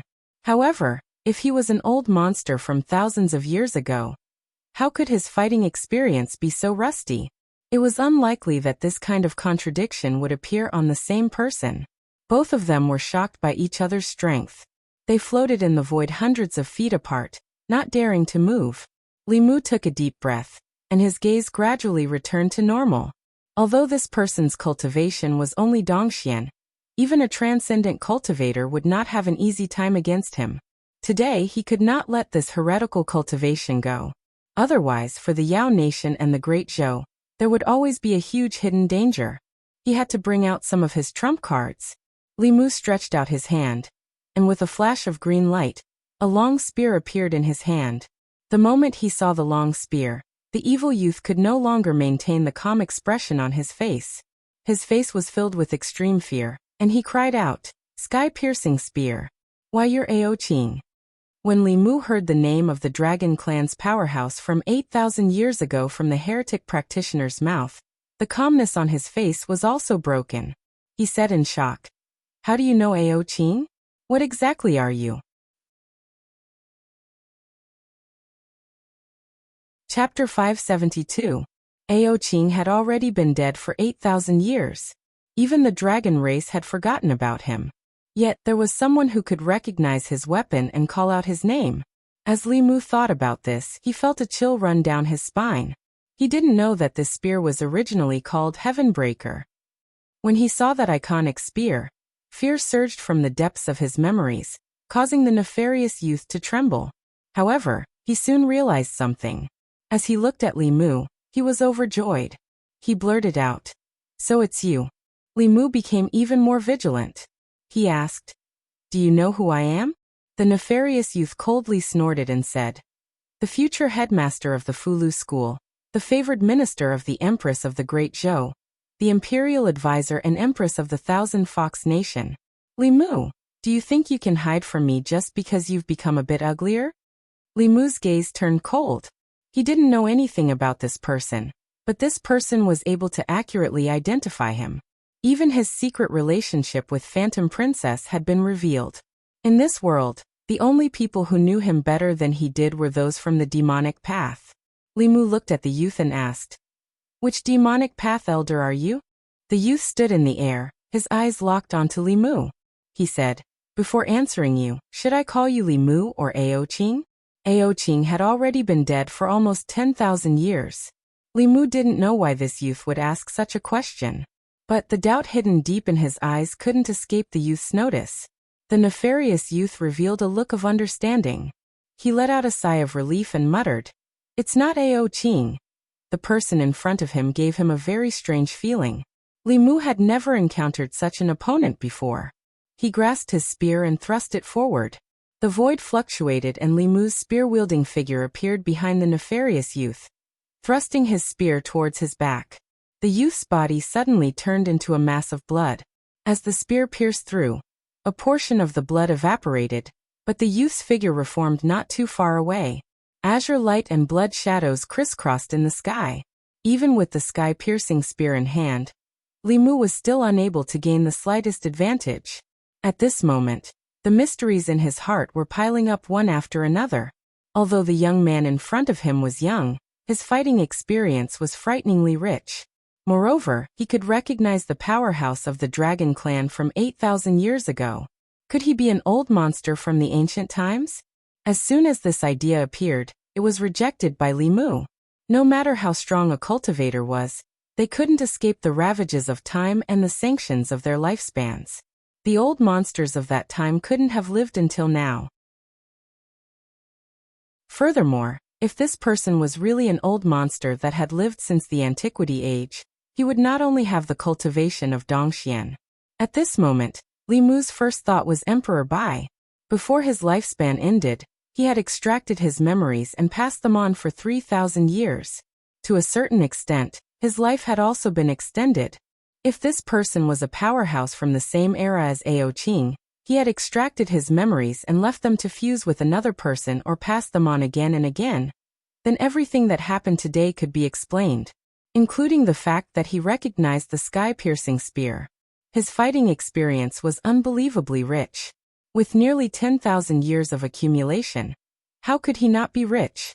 The sinister young man's hands turned into two blood blades and easily neutralized Li Mu's attack. With a faint smile on his face he said, I've searched high and low for something, only to find it without any effort. The successor of Ao Qing, it's fate that you'll die in my hands today. Hand over the tomes of arcane on you as soon as possible, and I'll give you a dignified death. Li Mu looked at him and said indifferently, even if you're an old monster from 10,000 years ago, you're only in the Dongxian realm now. You're not qualified to kill me now. The sinister young man grinned and said slowly, Junior, you'll soon know whether I'm qualified or not. He threw out 4 black lotuses. The black lotuses flew in 4 directions and connected to each other with a black light, confining this space. Li Mu knew that this was to prevent him from escaping. This old monster was too strong and had too much experience. He was more difficult to deal with than anyone Li Mu had ever fought. By confining the space in advance, it meant that he was not afraid of any of Li Mu's trump cards. This was just to prevent him from escaping. Following the imprisonment of space, a curtain of blood rose from behind the evil-looking youth. The thick smell of blood was nauseating. At the same time, Li Mu discovered that the blood in the youth's body was showing signs of leaking out of his body. Li Mu originally thought that with his current strength, it would be easy for him to deal with a 6th realm heretical cultivation cultivator. However, there was a slight change in the situation now. If he really fought with him to the death, even if he could get rid of him, Li Mu would definitely be seriously injured, or even die together with him. He looked at the blood shadow that was attacking him again. Without hesitation, an ancient bow appeared in his hand. With the appearance of the sun-shooting bow, the blood shadow that was attacking him stopped abruptly. Then, he heard a voice that was even more shocked and terrified than when he saw the sky-splitter spear. Sun-shooting bow. Why is Ao Xian's sun-shooting bow in your hands too? The blood shadow quickly retreated when he saw the sun-shooting bow. However, before he could escape, he had to break free from the confinement of this space, which slowed him down for a moment. In just a moment, a golden arrow suddenly arrived, stirring up a burst of spatial turbulence. South Sea. On an island shrouded in black fog. At the top of the tower, a soul kneeled in front of a stone coffin and said respectfully, Third ancestor, a month ago, for some reason, the soul page enshrined in the Hall of Souls suddenly vibrated non-stop. I felt that there might be a reason behind it, so I immediately came here to report. The ghostly fire in the eyes of the skinny old man that was as thin as a skeleton trembled. He immediately said Feng Yi. An old man that was waiting at the side immediately went forward and said, Third ancestor, please give your orders. The skeletal old man said, The soul page is a copy of the Ghost Dao Heavenly Book. The vibration of the soul page means that the Ghost Dao Heavenly Book is in the ghost realm of Yudu. I order you to immediately head to the ghost realm and bring that heavenly book back. Feng Yi bowed and said, Yes. After saying that, he looked at the soul shadow beside him and said, King Qingguang, let's go. After they left, the lid of another stone coffin beside the skeletal old man suddenly opened, and a woman's voice came from within. After 500 years, the Ghost Dao Heavenly Book has finally appeared. Aren't you going to make a trip personally? The skeletal old man clutched his chest and said, Tianjizi won't allow me to set foot on the continent. Although this person's Dao skills aren't strong, his arithmetic is one of the most difficult opponents I've met in the past few thousand years. The woman said leisurely, All these years, many 9th realm cultivators have died in our hands. Now a mere 8th realm cultivator is enough to make you so fearful. The skeletal old man said indifferently. Today is different from the past. In the past, it was easy to advance to the 9th realm. Now I've exhausted my lifespan, and have only just stepped into the 8th realm. If I still can't find that door, in a few hundred years, when my lifespan is exhausted, I'm afraid I'll be stuck at the 7th realm. The woman thought about it and said, It's a heavenly book after all. Send a message to Blood River. The skeletal old man said, Blood River is in the demon country. He needs to transcend as soon as possible. As long as he succeeds in breaking through, he will be invincible below Dao integration. When that time comes, it will be the day we make a move on the Dao sect. The woman was silent for a moment before asking, Will he encounter any accidents in the demon country alone? In these 10,000 years, memories have been passed down through reincarnation. Of the dozens of senior and junior brothers in the sect, only the few of us are left. The skeletal old man's voice was steady as he said, "Don't worry. With his current abilities, as long as he doesn't meet Tianjizi, he can deal with any situation.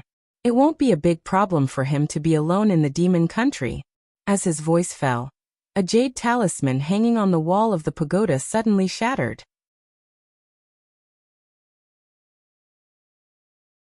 Chapter 573. In the Demon Nation, the nameless mountain range was silent. Li Mu held the sun-shooting bow in one hand, and the sky-splitting spear in the other. He slowly descended from the void and frantically absorbed the surrounding spiritual energy to recover his spiritual power.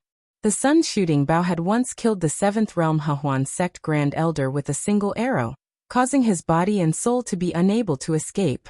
However, it was still unable to kill the evil youth with a single arrow. Of course, the price of receiving the arrow was the destruction of his physical body. His primordial spirit was severely injured and on the verge of dissipating. It was directly destroyed by Li Mu's next spear. In the void, countless light spots were slowly dissipating. Those were the primordial spirit and memory fragments of this person. Li Mu's palm released a suction force that sucked in the light spots. Eventually, they formed a light ball the size of a thumb. He scanned it with his spiritual consciousness, and then fell into a long period of contemplation. 4 ancestors of diabolism, Blood River. His guess was not wrong. The youth was indeed a 10,000-year-old monster. What was different from Emperor Bai was that he had passed down his memories over and over again. He had already passed down his memories dozens of times. Not only him, but there were also a few ancestors of diabolism who were using the same method to pass down their memories. 10,000 years ago, their cultivation had reached the 9th realm. When they started cultivating again, everything was familiar. As long as they had enough resources, they could cultivate to the upper 3 realms in a short period of time, or even return to the peak. Although Li Mu had always felt that such a reincarnation was actually not the original life, and that ancestor Blood River had already died 10,000 years ago. To the youth who only had Blood River's memories, he was Blood River. This philosophical question could not be answered in a short period of time. Of course, such a legacy was not without its risks. If one of the inheritors of their memories died unexpectedly, and their memories dissipated, they would no longer have the chance to pass down their memories. Just like Blood River today, he died under the sun-shooting bow and the sky-splitting spear. In the future, diabolism would no longer have ancestor Blood River. From Blood River's remnant memories, Li Mu learned that 10,000 years ago, there were dozens of diabolism people who used this method to pass down their memories. But now there were less than 10 people left. Most of the others had fallen at the hands of experts of a certain era. Among them, the owner of the sky-piercing spear, Ao Qing, and the owner of the sun-shooting bow, Ao Xian, had both killed such demonic inheritors before. That was why they were so terrified and shocked when they saw these 2 weapons at the Blood River. Li Mu was slightly moved. In fact, it wasn't just the demonic path. Righteous path cultivators could also use this method to continue their lineage. But on the other hand, in order to find the owner of the memories, one would have to erase their original memories. This was not something that the righteous path would do. On the other hand, memories could be passed on, but cultivation could not. Even if the previous owner was a cultivator at the 9th realm and placed his memories on an infant, he would still have to start cultivating as a mortal. The process of cultivation was extremely dry and tedious. No matter how strong a person's mind was, it would still be very difficult for them to endure the torment over and over again. In Blood River's memories, there were several demonic path powerhouses who were unable to endure this endless torment and committed suicide in the process of passing down their legacies. Thus, the powerhouses of the demonic path that were a step ahead of the others would look for some special physiques suitable for cultivation. They would spend a massive amount of resources to raise them to a certain level of cultivation, and then erase their memories. At this time they were the best memory hosts. Blood River's body was a genius with a special physique. It was very suitable for him to cultivate an ancient demonic art. Compared to the demonic path, the seniors of the righteous path would also choose to leave behind their memories before they died. But this was not for the sake of seizing the bodies of their juniors, but for them to comprehend and cultivate. Li Mu let out a light breath. Before Blood River died, his memories were already fragmented and fragmented. What he could gather wasn't much. Besides this, he only knew that the demonic path had been willing to endure the loneliness of 10,000 years ago. Generation after generation of great perseverance powerhouses had reincarnated. The reason they did this was because they were looking for a door. A door. Li Mu recalled the illusory door that appeared after he overlapped the heavenly books. For the past 10,000 years, the demonic path had never stopped searching for the heavenly books. Could it be for this door? They had dominated the 10 continents for 10,000 years. The number of heavenly books in their hands was probably no less than Li Mu's. At this time, Li Mu was also certain that the demonic path did indeed have an 8th realm powerhouse. The demonic path Holy Sect's headquarters was in the depths of the South Sea. Although he wanted to attack the demonic path's headquarters and snatch back the heavenly books to see what was behind the door, he obviously didn't have the strength to do so. In this world, the only 2 known 8th realm powerhouses were his enemies. Li Mu sighed inwardly. He collected his thoughts and flew in the direction of the Thousand Fox Nation. At this time, above the South Sea, 2 old figures stood in the air. The flames in the skeletal old man's eyes flickered violently. He gritted his teeth and asked, "Divine Predictor, I won't set foot on the Zoo continent this time, but you still want to stop me?" Divine Predictor looked at him and calmly said, "If this old man doesn't die, don't even think about leaving the South Sea to harm the world." Not long after, huge waves rolled up above the South Sea.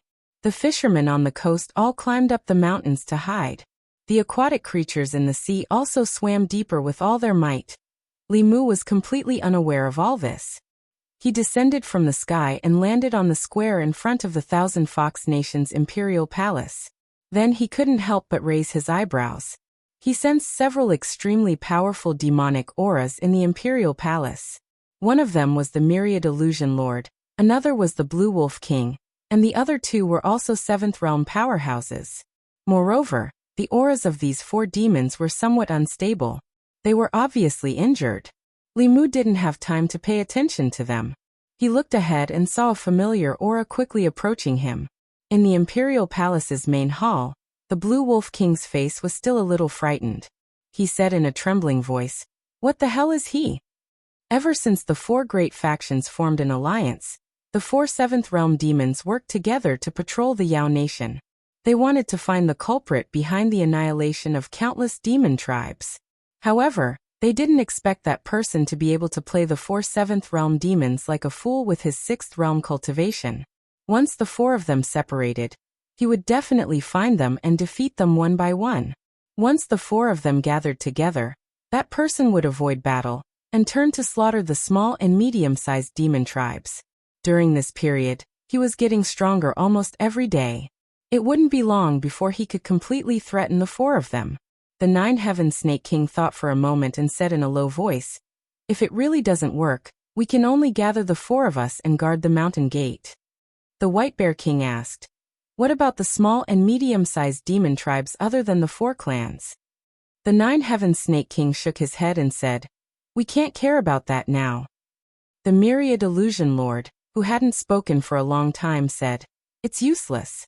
You all can see that the demonic art he cultivates absorbs the essence and blood of others to become stronger. If we let him wreak havoc in the Yao Nation, it won't be long before we're no match for him even if we join forces." The current situation in the Yao Nation was still within their range of control. If they waited until the heretical cultivation grew to a certain level, it would be out of their control. The Green Wolf King hesitated for a long time and murmured, "Why don't we ask that lord for help?"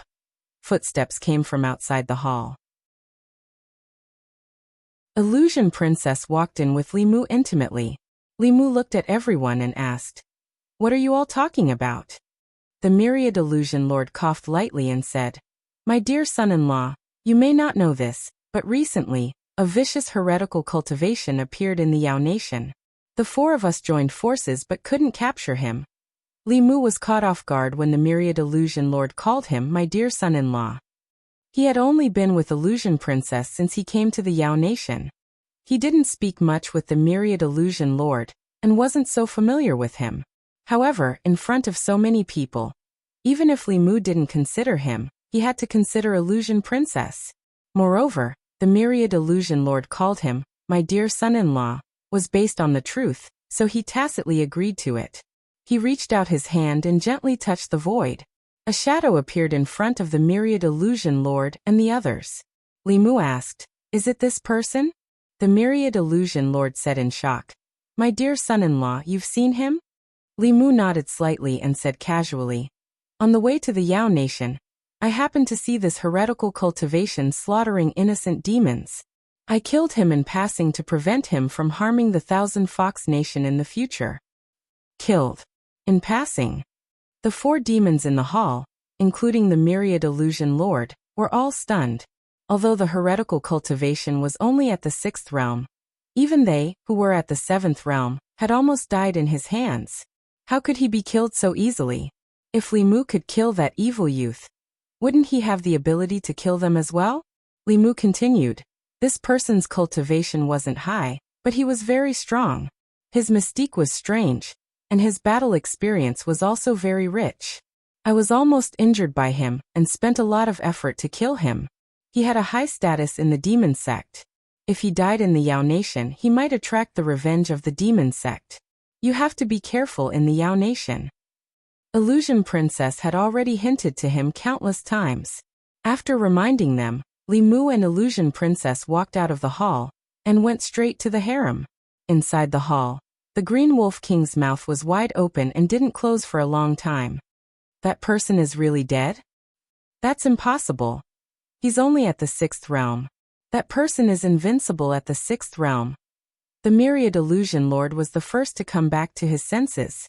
He smiled and said to the others, "Since my son-in-law said he's dead, then he's dead. Compared to how he killed that person, what's more important is whether we can withstand the revenge of the demon sect."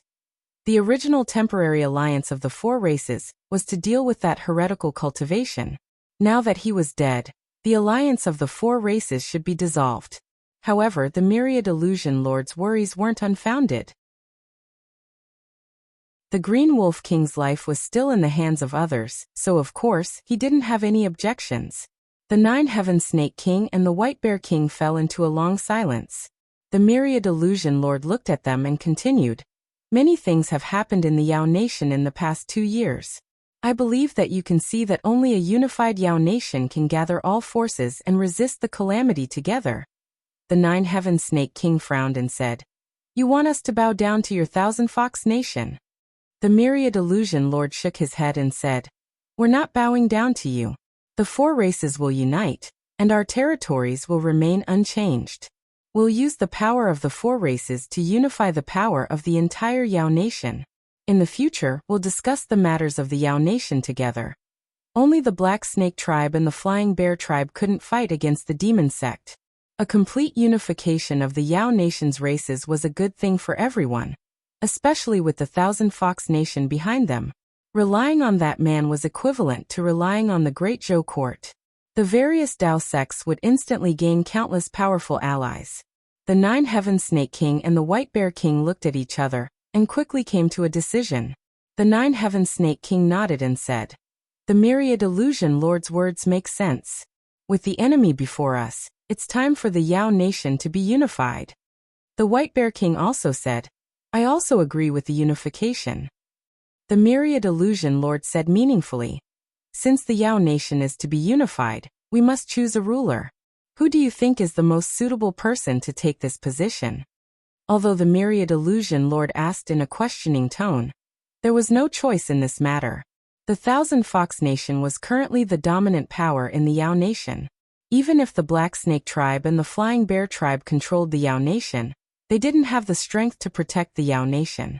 The entire Yao Nation was now tied to the Thousand Fox Nation. To be more precise, it was tied to the man behind the Queen of the Thousand Fox Nation, Phantom Princess. The 9 Heaven Snake King took a deep breath and said helplessly, "I think that niece Phantom Princess can take on this heavy responsibility." The Myriad Illusion Lord shook his head and said, "Her cultivation is too low. I'm afraid she can't take on this responsibility." The 9-Heaven Snake King cursed in his heart. The myriad illusion lord had clearly dug a hole and was waiting for them to jump into it. However, they had no choice but to jump into it. He could only harden his heart and grit his teeth and said, "With the accumulation of our 4 tribes over the years, it shouldn't be difficult to push her to the 7th realm." The myriad illusion lord looked troubled and said, "I'm sorry." The White Bear King also understood the meaning behind their words and said with a pained heart, "It should be so. The Queen of the Yao Nation can't lose to the Queen of the Great Zhou. I suggest that we merge the psychic spirits of the 4 tribes to help the Queen break through."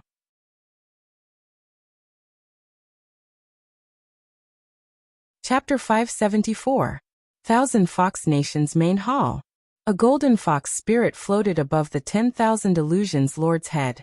A golden snake coiled around the 9-Heaven Snake King's arm.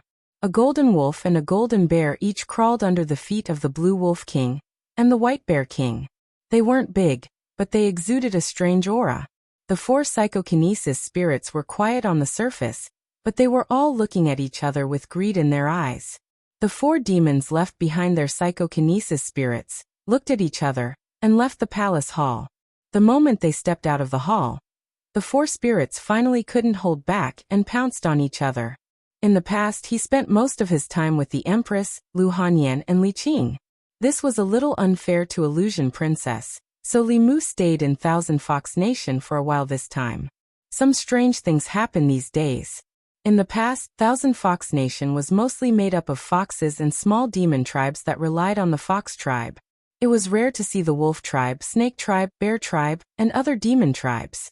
These tribes generally relied on the other 3 major demon tribes. However, in recent days, Li Mu often saw the snake tribe, bear tribe, and wolf tribe wandering around the city. To be precise, it was the banshees of these tribes. When Li Mu accompanied Illusion Princess to play in the city, they would encounter a banshee every once in a while. They winked at him and made eyes at him. The beautiful snakes were fine, but the banshees of the bear tribe were all as strong as mountains. When they twisted their bodies, Li Mu was traumatized. Therefore, he simply didn't go out now. When he had nothing to do, he would study the Tao of dual cultivation with Illusion Princess and drink with Fox 6 and Fox 9. Life in the Yao Nation was so pleasant and comfortable. From Fox 6, Li Mu just learned that the Celestial Wolf Nation, the Black Snake Tribe, and the Flying Bear Tribe had decided to form a complete alliance with 1000 Fox Nation. In the future, 1000 Fox Nation would lead, and the 4 tribes would discuss important matters together. In other words, Illusion Princess would not only be the queen of 1000 Fox Nation in the future, but also the queen of the Yao Nation. In terms of identity and status, she was already in the same position as the Empress. Although his strength was still slightly lacking, it was only temporary. The overall strength of the Yao Kingdom was not inferior to that of the Great Zhou. In fact, it was even superior. If the Yao Kingdom's queen was only at the 6th realm, she would be inferior to the Empress of the Great Zhou. Therefore, after the 4 clans discussed, they decided to use the power of the Yao Kingdom to push Huanji's cultivation to the 7th realm. Her method of promotion was the same as the Empress. The various clans of the Yao Nation had always been fighting over territories and small and medium-sized demon clans. A large part of the reason was their psychokinesis. If it was just the 1000 Fox Nation alone, it might take decades before a spirit of psychokinesis was born that could allow Phantom Princess to advance to the 7th realm. However, if the 4 clans worked together, they would be able to nurture a mature spirit of psychokinesis very quickly. Li Mu was happy to see the unification of the Yao Nation. Including the Yao Nation, the forces he could mobilize now were already very large, but he still lacked an 8th realm ally. When he had the confidence to resist Tianjizi, it would be time for him to return to Xuanzong. In addition, Li Mu also had some thoughts about the demon sect's heavenly tomes. The demon sect must know more about what was behind that door than he did. Those demon cultivators endured loneliness for 10,000 years in order to complete the heavenly tomes. There must be a huge secret hidden within. Li Mu digested Blood River's memories, trying to find some useful information from them. 10,000 years ago, there were many powerful cultivators on the mainland. Although 9th realm cultivators could not be said to be everywhere, It was not rare for more than 10 ninth realm cultivators to appear on the mainland at the same time. Blood River had already reincarnated dozens of times. Every time he reincarnated, he would gain hundreds of years of memories. In these memory fragments, Li Mu saw that from 10,000 years ago, as time passed, there were fewer and fewer powerful cultivators on the mainland. Gradually, it was difficult for a ninth realm cultivator to appear. After Emperor Bai, no one else broke through this realm. Thus, 8th realm became the end of cultivation. Today, 3,000 years later, even 8th realm had become a bottleneck that was difficult to break through. No matter how amazing a genius was, they could only stop at 7th realm in their lifetime. Obviously, the spirit chi of heaven and earth was constantly decreasing, and this seemed to be the key to shackling the cultivation of cultivators. The spirit chi of heaven and earth that they relied on for survival seemed to be a non-renewable resource. At this rate, in a few thousand years, perhaps the entire world would no longer have spirit chi, and there would no longer be cultivators. If spirit chi of heaven and earth was really a non-renewable resource, then Li Mu could completely foresee the future of the cultivation world. In addition, Li Mu also found that Blood River was very afraid of Ao Xian. Although Ao Xian's cultivation was only at the peak of 8th realm, in his era, the peak of 8th realm was already the world's top cultivator. The sun-shooting bow in his hand was once a shadow of the demon sect. There were even several 8th realm cultivators who died under this bow. In Blood River's memory, he was extremely afraid of this bow. Li Mu took out the sun-shooting bow and stroked the patterns on the bow. These patterns were like runes, but Li Mu did not recognize any of them. Even in the heavenly tomes of the Fulu school, there were no related records. Not only that, after Li Mu comprehended the heavenly tomes of the northern sect, he did not know how this bow was made. Ao Qing's sky-piercing spear was made from a whole piece of meteoric iron. The material of this bow was a mystery, and so was the method of making it, and the principle of drawing the bow. The current knowledge system of the cultivation world was unable to explain the existence of this bow. In Blood River's memory, Ao Xian was originally just an ordinary black dragon. One day, he suddenly obtained this bow, and then began his path of becoming the continent's #1 cultivator. Li Mu looked at the bow for a long time, but still could not understand anything. He could only put it away for the time being. At this time, a spiritual snail in the sky suddenly vibrated. Tingxin and Inxin were in seclusion in the East Sea, so it could only be the Empress. Phantom Princess was called by the Lord of Illusions to discuss matters, so she was not by his side for the time being. Li Mu picked up the spiritual snail, and Zhou Yi's lazy voice came from it. "What are you doing?" Hearing her voice, Li Mu could imagine her leaning on the dragon throne in the Changel Palace. A smile appeared on his face, and he said, "I'm comprehending the heavenly tomes." In the past, Zhou Yi could always use the excuse of state affairs to talk to Li Mu endlessly. After the two of them really expressed their feelings, she was at a loss. After a long silence, she said, "Oh, then you continue to comprehend," Li Mu said, "but I want to talk to Her Majesty now." The Empress's heart was still too conservative. Li Mu knew that in their relationship, he had to maintain the initiative. As expected, after Li Mu took the initiative to express his feelings, she also let go of her reservations and took the initiative to talk to Li Mu about many interesting things in the palace. 2 hours passed quietly, and the Empress and Chung Xian went for a walk in the Imperial Garden. Li Mu put away the spiritual snail, and Phantom Princess walked in from the outside. She pouted her red lips and complained, "You're still thinking about Zhou Yi here. When you were in the Great Zhou Shendu, why didn't you think of talking to me? And I even helped you look out for the heavenly tomes." Li Mu held her hand and let her sit on his lap. He said, "Didn't I come here whenever I was free? In the future, I will come here often to accompany you." Phantom Princess's beautiful eyes lit up, and she immediately said, "You promise?" Li Mu said seriously, "I promise." Although traveling between the Shendu and the Yao Kingdom was a bit tiring, for the sake of his own family's harmony, no matter how tiring it was nothing. After making Phantom Princess happy, Li Mu asked, "What did you say about the heavenly tomes?"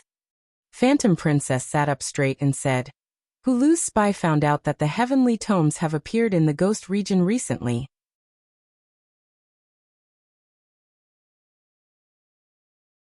Chapter 575. According to Li Mu's information, most of the 24 pages of heavenly books were in the hands of him and the demon sect. The demon sect had been plotting for 10,000 years in the 10 continents. Besides the 6 Taoist sects, almost all of the known heavenly books had been obtained by them. The Shen nation's 3 Buddhist sects had their heavenly books stolen long ago.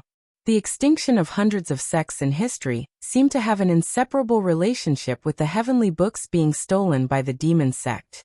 Li Mu had the heavenly books of the 5 Taoist sects, the monster race, the fox race, the dragon race, and the Buddhist heart sect. They had a total of 9 pages. The demon sect had 10,000 years of accumulation, so the number of pages in their hands was no less than his. He and the demon sect had nearly 20 pages of heavenly books. There were very few heavenly books in the outside world, and every page was something that had to be fought for. Li Mu was determined to obtain the page of heavenly book in the ghost realm. If Illusion Princess could obtain this information, then the demon sect must also know. Their sense of smell towards heavenly books was incomparably keen. Not long after Illusion Princess finished speaking, the Empress Spirit Snail vibrated again. Li Mu made a shoe gesture to Illusion Princess. After injecting magic power into the Spirit Snail, the Empress voice immediately sounded. The Ju Wei just sent back news that a heavenly book has appeared in the ghost realm. Ali has already brought people to investigate. Li Mu, I already know. I'm preparing to set off for the ghost realm. Zhou was silent for a moment. Then she asked, how did you know? Were you with that vixen again? Li Mu was stunned for a moment. In terms of the speed of news, even the Fulu school could not compare to a nation. To be able to receive news earlier than the Great Zhou court, it must be the demon nation that was closer to the ghost realm. Illusion Princess could no longer endure. She coldly snorted and said, you only allow him to accompany you, not me. You're so overbearing. If you have the ability, then make him stay by your side forever. You seducing vixen. Haha, I admit that I am a vixen. Someone is clearly the same as me, but she always thinks of herself as the Empress. You. Am I wrong? Seeing Phantom Princess and Queen quarrel with each other, Li Mu tried to talk them out of it several times but to no avail. He could only put on a serious face and shouted, are you guys done? Huan Ji secretly looked at Li Mu. Seeing that he was really angry, she immediately lowered her head and stopped talking. On the other side of the Spirit Snail, the Empress also fell silent. Li Mu continued. One is the Empress of the Great Zhou, and the other is the Queen of the 10,000 demons. They don't even see each other. Yet they're arguing with each other across the spiritual snail. What a scandal! Phantom Princess is not allowed to stir up trouble, and His Majesty is not allowed to target her.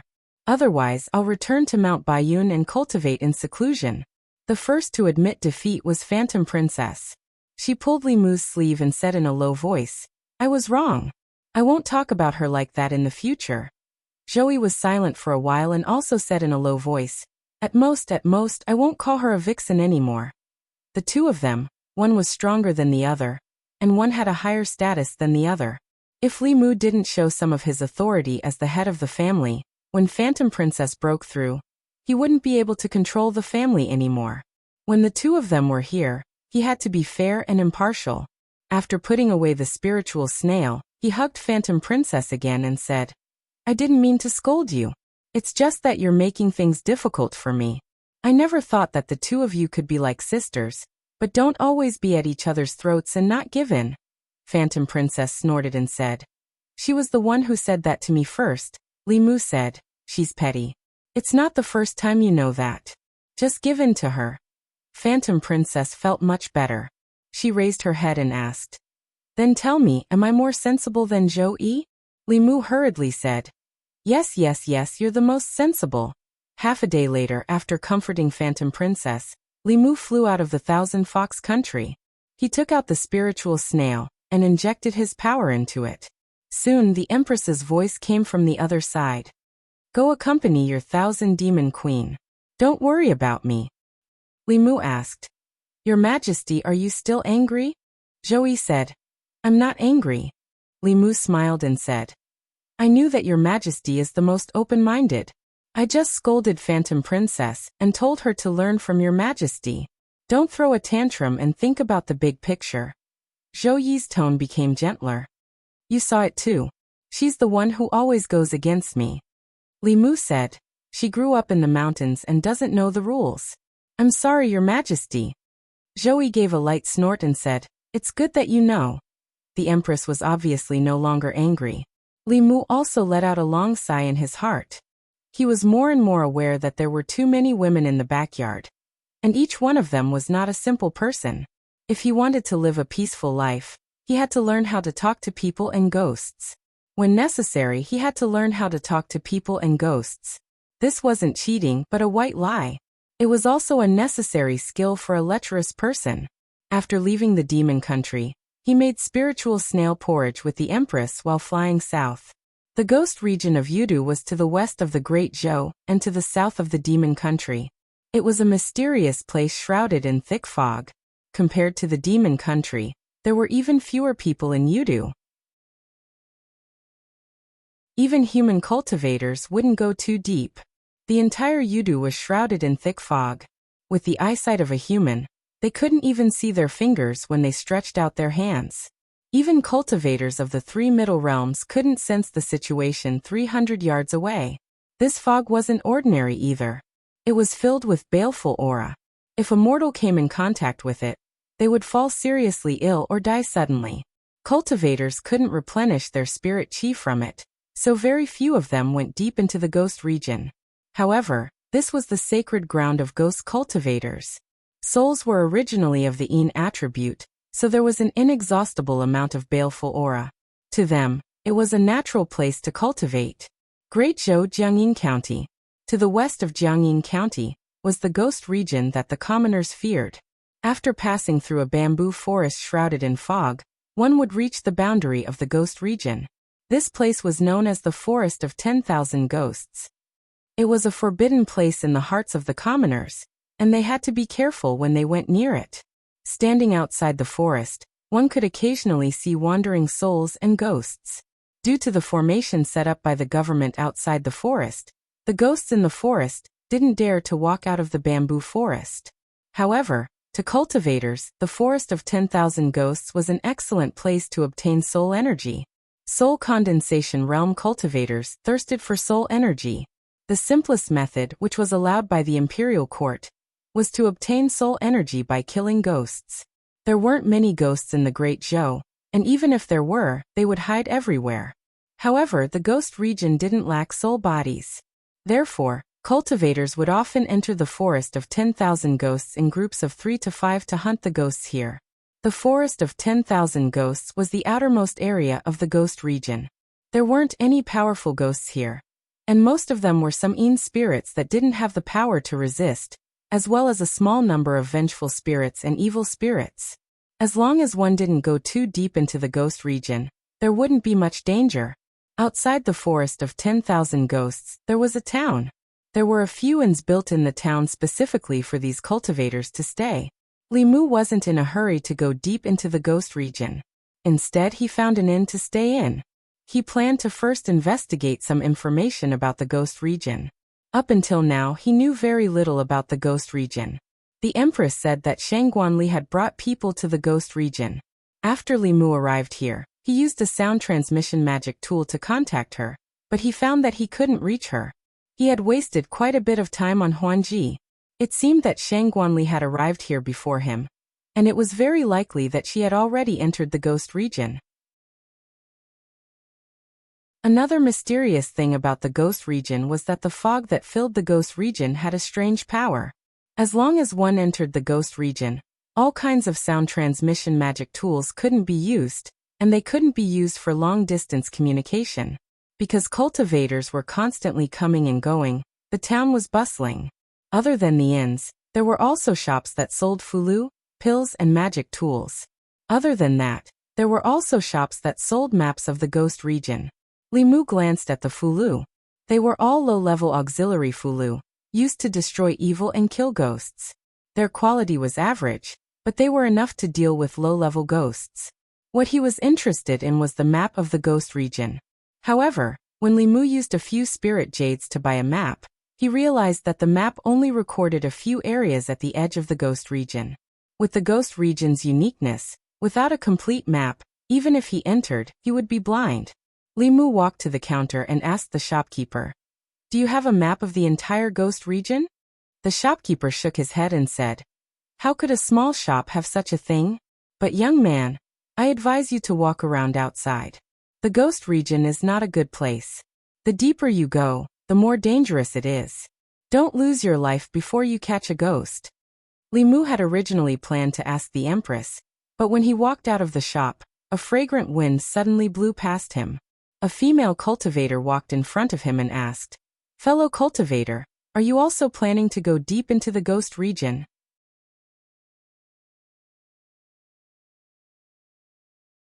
Chapter 576. Li Mu looked at the young female cultivator in front of him, and did not say anything. The two of them did not know each other. She must have taken the initiative not to strike up a conversation. She must have other motives. As expected, seeing Li Mu's gaze, the female cultivator took the initiative to say, "I heard in the shop that you want a complete map of the ghost realm. I guess that you want to go deep into the ghost realm. Coincidentally, we also have the idea of going deep into the ghost realm to hunt ghosts. Why don't we travel together? The depths of the ghost realm are filled with danger. One more person means one more chance to protect ourselves." Behind the woman stood 3 cultivators, 2 men and 1 woman. The girl's cultivation level was just at the spirit condensation realm, while the 2 men had already stepped into the divine power realm.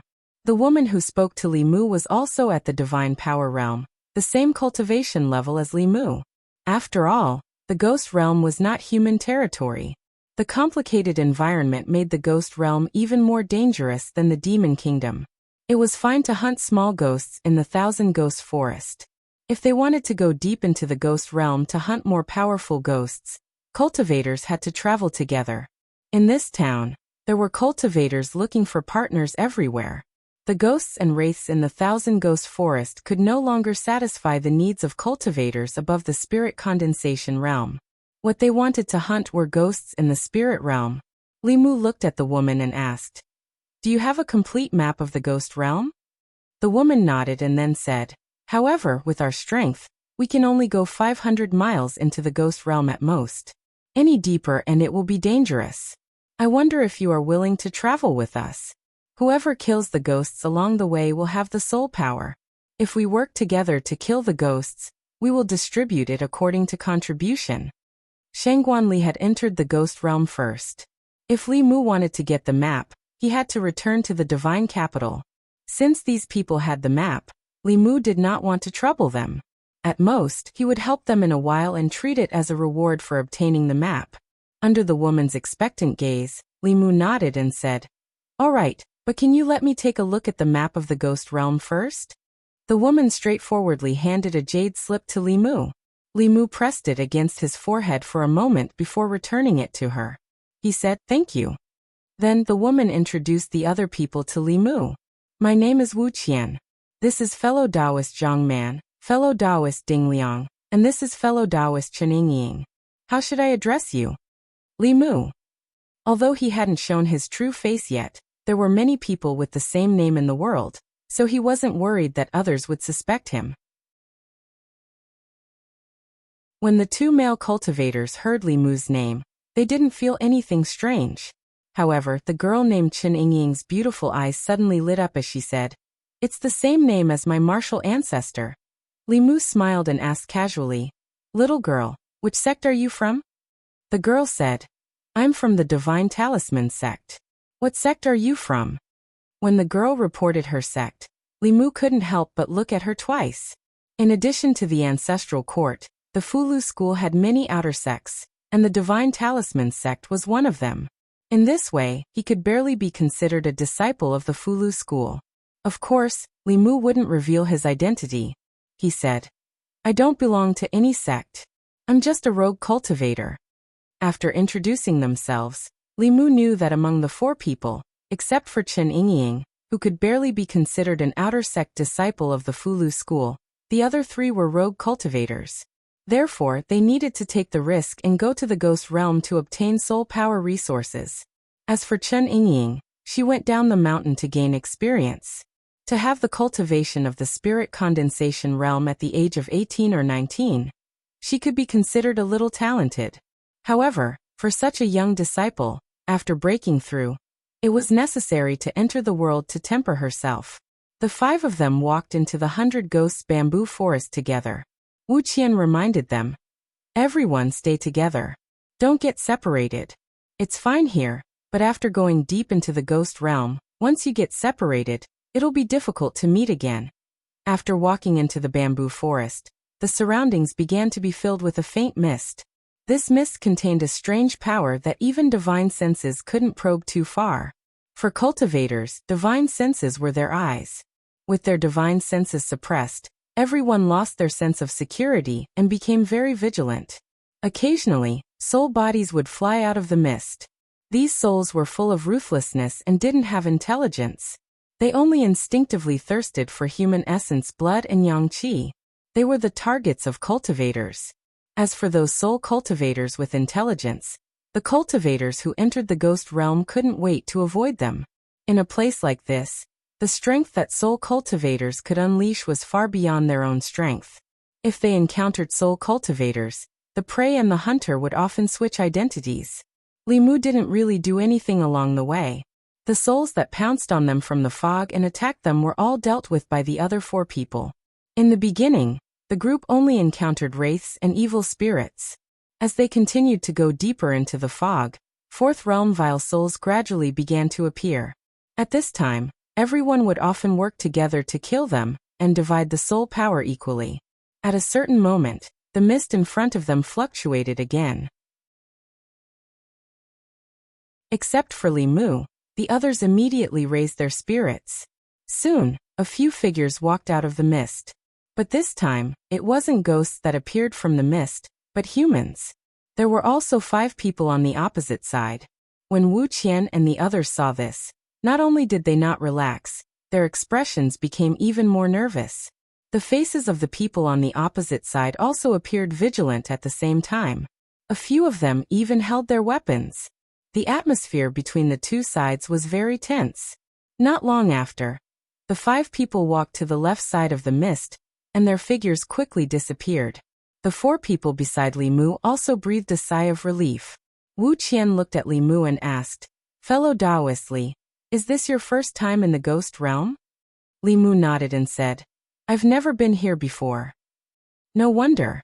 Wu Qian shook her head and said, "Fellow Taoist Li, if you come to the ghost realm again in the future, you must remember that the most dangerous thing here is not the ghosts without intelligence, nor the powerful ghost cultivators, but the human cultivators like us. If you encounter them, you should hide if you can, but if you can't hide, you must not let your guard down." Li Mu cupped his hands and said, "Thank you for the reminder." Wu Qian saw that his expression was indifferent, as if he didn't take it to heart. Instead, her expression became more serious, and she continued, "Fellow Taoist Li may not know, but most of the cultivators who die in the ghost realm don't die at the hands of ghosts, but at the hands of their companions and other cultivators. There are no rules here. Things like killing and seizing treasures happen every day." Li Mu could be more serious and said, "I know." Wu Qian looked at the 3 people beside her and said, "But fellow Taoist Li, you don't have to worry. Addicts Zhang, fellow Taoist Ding, and sister Yingying, we have worked together many times. We originally had another companion, but he was in seclusion to break through the realm these days, so he didn't come with us. That's why we invited you." After encountering other cultivator teams nearby, they obviously became more united. They moved forward for dozens of miles and killed a few evil spirits and a fierce soul. When the 4 of them were happily splitting the soul power, Li Mu's eyebrows suddenly raised, and he inadvertently glanced in a certain direction. There was only thick fog in that direction, and nothing unusual.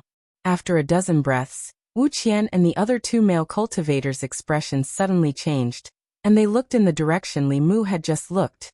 A phantom rushed out of the thick fog and rushed straight at them. Feeling the powerful aura fluctuations on the phantom, their expressions changed at the same time. Not good. It's a 5th realm ghost. This is still the periphery. How can there be a ghost? Along the way, The most they had encountered were fourth realm vile souls. Ghosts were equivalent to fifth realm human cultivators. Although they did not have intelligence and could only move based on instinct, they were still not something a fourth realm cultivator could fight against. Wuxia made a prompt decision and said immediately, "Everyone, stay calm and attack together. Take care of each other, and don't get separated." At this moment, the importance of a team was reflected. A divinity realm cultivator would not be a match for a fifth realm ghost. However, for divinity realm cultivators, and a spirit conduit realm cultivator could fight against a ghost without intelligence. Of course, the most important thing was that they had Li Mu. If not for Li Mu's secret methods, this ghost that suddenly appeared would have been a battle of life and death for them. They had never encountered a ghost since entering the ghost domain. The four of them were already extremely nervous, but as they fought, they realized that this ghost did not seem to be that powerful. Its attack power was not high, but its defense was very weak. It was beaten by their dermic arts until it roared nonstop. That's it. A fifth realm ghost is only SOSO. If we take its soul energy, we'll have struck it big this time. After realizing that this ghost's strength was only SOSO and that it had been suppressed from the start, the four of them were no longer nervous like before. Instead, they were excited and expectant. The light of dermic arts and dermic treasures intertwined even more intensely. If they could harvest this ghost, each of them would be able to get a huge amount of soul energy. Whether it was for cultivation or exchanging it for spiritual jades, this trip would not have been in vain. Although the specter did not have any intelligence, it was being beaten back by several weak existences, which made it even more irritable. It roared and sucked in all the yin qi within a radius of several miles into its mouth. Its body grew several times larger, and its aura immediately increased dramatically. The ghost's sudden change caused the smiles on their faces to disappear. Under that powerful aura, their hearts trembled with fear. At this moment, the ghost let out a wild roar and swooped down on the four of them. Li Mu stood behind the four of them and calmly glanced at the ghost. With just a glance, the ghost's body trembled and it suddenly ran back as if its life depended on it. Li Mu threw out a fulu. With a flash of lightning, the ghost was immediately heavily injured and fell to the ground, unable to float up again. Li Mu walked in front of them and said with a look of pity, "It's a pity that this high-grade fulu was gifted by Elder Zhang. He still has the strength to resist. Everyone, let's attack together." The four of them reacted, and were about to attack to completely disperse the ghost's soul body. Xiao! A green light flew out from the fog and pierced through the ghost's body. The ghost's soul body collapsed, leaving only pure soul energy. The figures that walked out of the fog condensed it into a soul ball. The face of the male cultivator named Zhang Man immediately darkened. He shouted, "What are you doing?" Among them, a young man glanced at him and said, "This ghost was killed by us. Why can't we take its soul energy?" Chun Yingying took a step forward and said angrily, "We were the ones who injured it first. You stole our prey." The young man sneered and said, "What a joke. The ghosts of the ghost realm don't have a master. They belong to whoever killed them. Do you think you can kill a ghost with just the few of you?"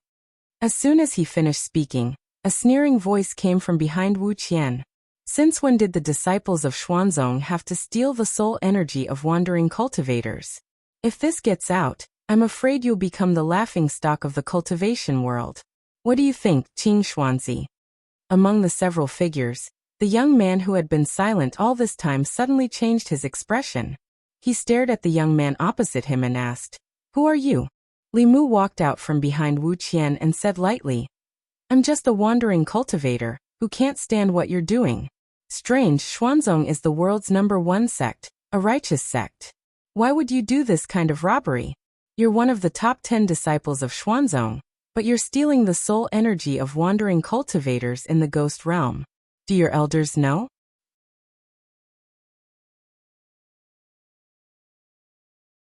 Chapter 577. Hitting people in the face, killing people in the heart. Hearing the strange young man's harsh words, several Xuanzong disciples' faces turned red with shame. Two of them were thin-skinned and even lowered their heads. As this person said, Xuanzong was the #1 orthodox sect on the continent, and also the #1 sect on the continent. As disciples of Xuanzong, they never lacked cultivation resources and were respected wherever they went. It could be said that they had limitless glory. However, ever since the last Taoist exchange, the Xuanzong sect's glorious moment had completely ended. Their Taoist temples in the Great Zhou had all been driven overseas. The largest market in the cultivation world was replaced by the Great Zhou's Luoyangrui Square. Fulu School and Xuanzong had cut off communication, and the other 4 Taoist sects had also greatly reduced their communication with them.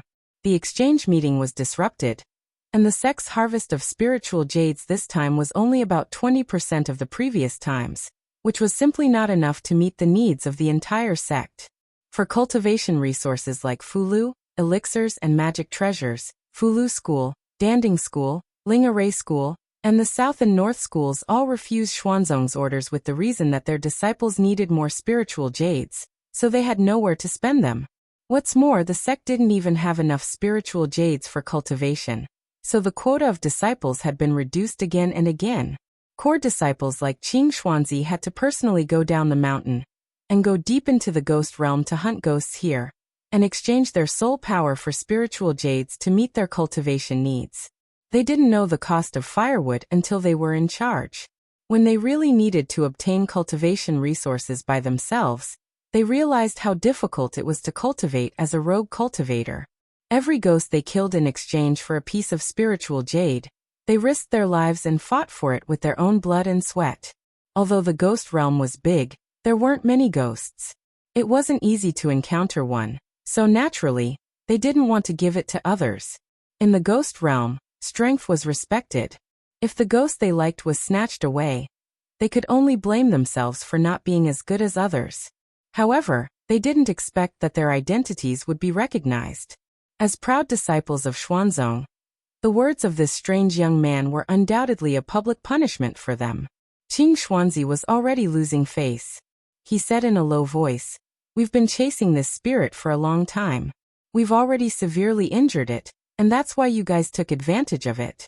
Otherwise, do you think you guys can deal with a 5th-level spirit with your insignificant cultivation?" A few of the Xian sect's disciples nodded in agreement. Yes, senior brother is right. We've been chasing this spirit all this time. If it wasn't for the fact that we've already injured it, you all would have already been killed by it.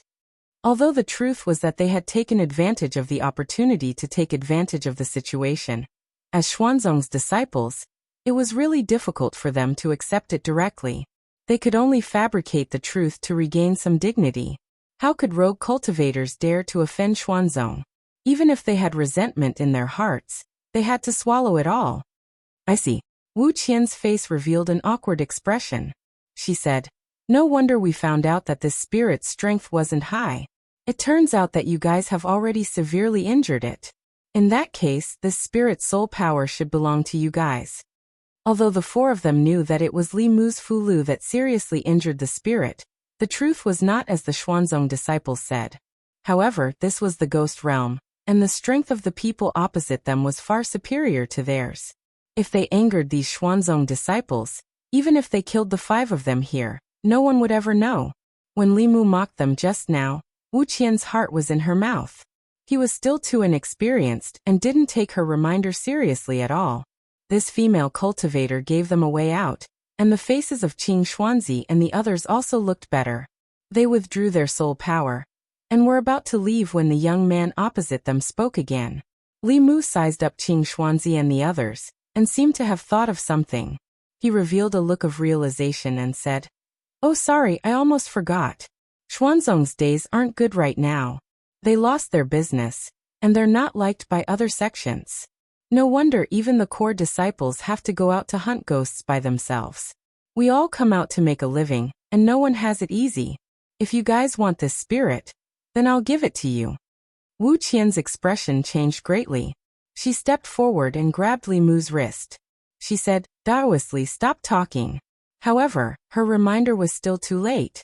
The faces of Qing Xuanzi and the other Xuanzong disciples turned completely ugly.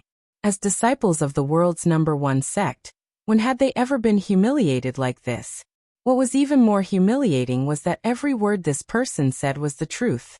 Every word he said was like an arrow that deeply pierced into their hearts. At the same time that they were humiliated, they also felt a bit of sadness in their hearts. The once glorious Xuanzong had fallen to such a state in less than a year. All the disciples of Xuanzong felt a wave of anger in their hearts. The truth was one thing, but being pointed out and ridiculed was another. A Xuanzong disciple looked at Qing Xuanzi and asked, "Senior brother, what should we do now?" Xuanzong was already a joke in the cultivation world. If this matter were to spread, they would become the joke of all jokes. Even their last bit of dignity would be lost. They absolutely could not sit by and watch such a thing happen. Seeing the reaction of the Xuanzong disciples, the expressions of Wuxia and the others changed slightly. Their hearts were in their throats. The two male cultivators looked at Li Mu with deep resentment in their eyes. If it weren't for his reckless talk and let the Xuanzong disciples take the ghosts and leave, how could things have gotten to this point?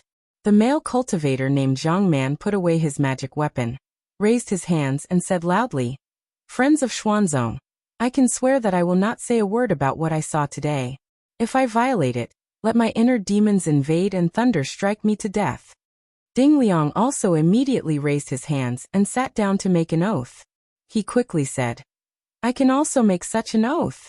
When the two of them spoke, they also took the opportunity to distance themselves from Li Mu, indicating that they were drawing a clear line with him.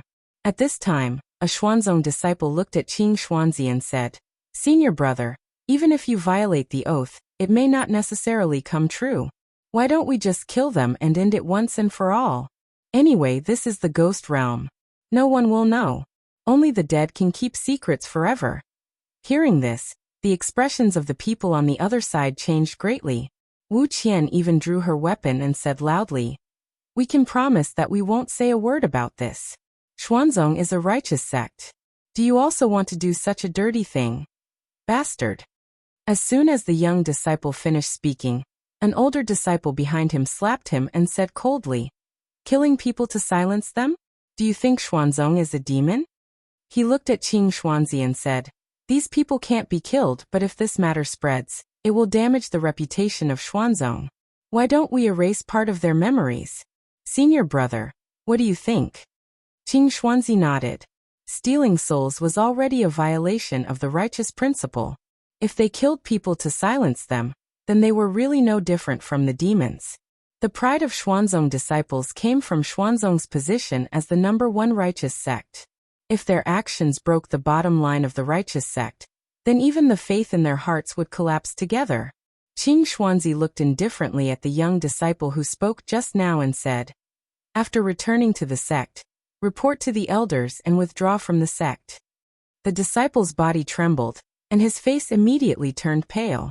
Then Qing Xuanzi looked at Li Mu and the others and said, "I don't believe in your Tao oath. Today I won't kill you, but I will erase your memories." Memories were related to the primordial spirit. To erase memories, one had to go through the step of soul searching. To cultivators, soul searching was an unacceptable humiliation.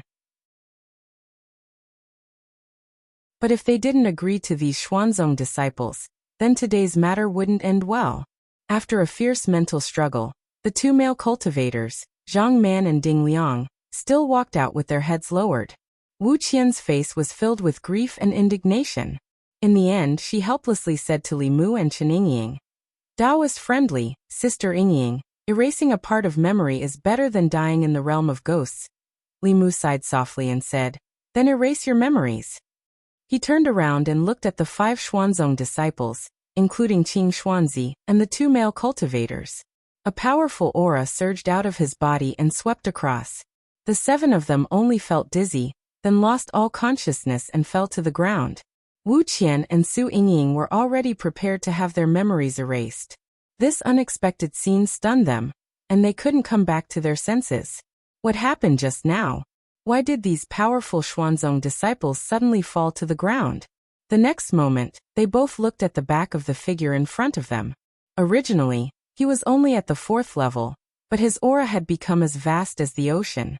After an unknown period of time, Qing Xuanzi woke up from the mist. He only felt a splitting headache. He sat up from the ground and held his head with a confused expression. Just a moment ago, he was still looking for ghosts with his fellow disciples in the ghost realm.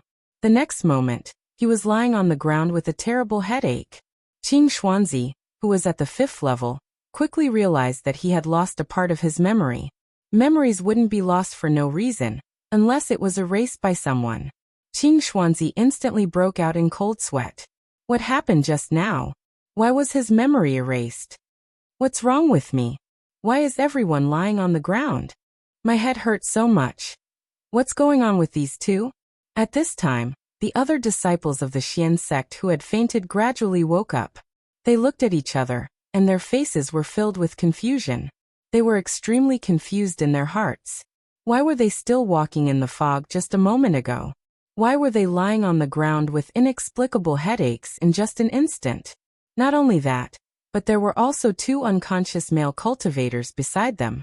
Soon another Xuanzong disciple reacted and exclaimed, "Where's my soul bottle?"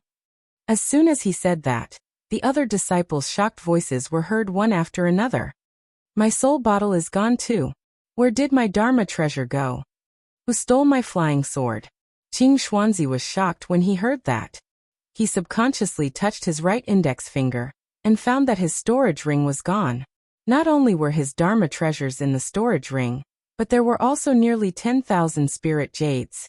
His entire fortune was in there.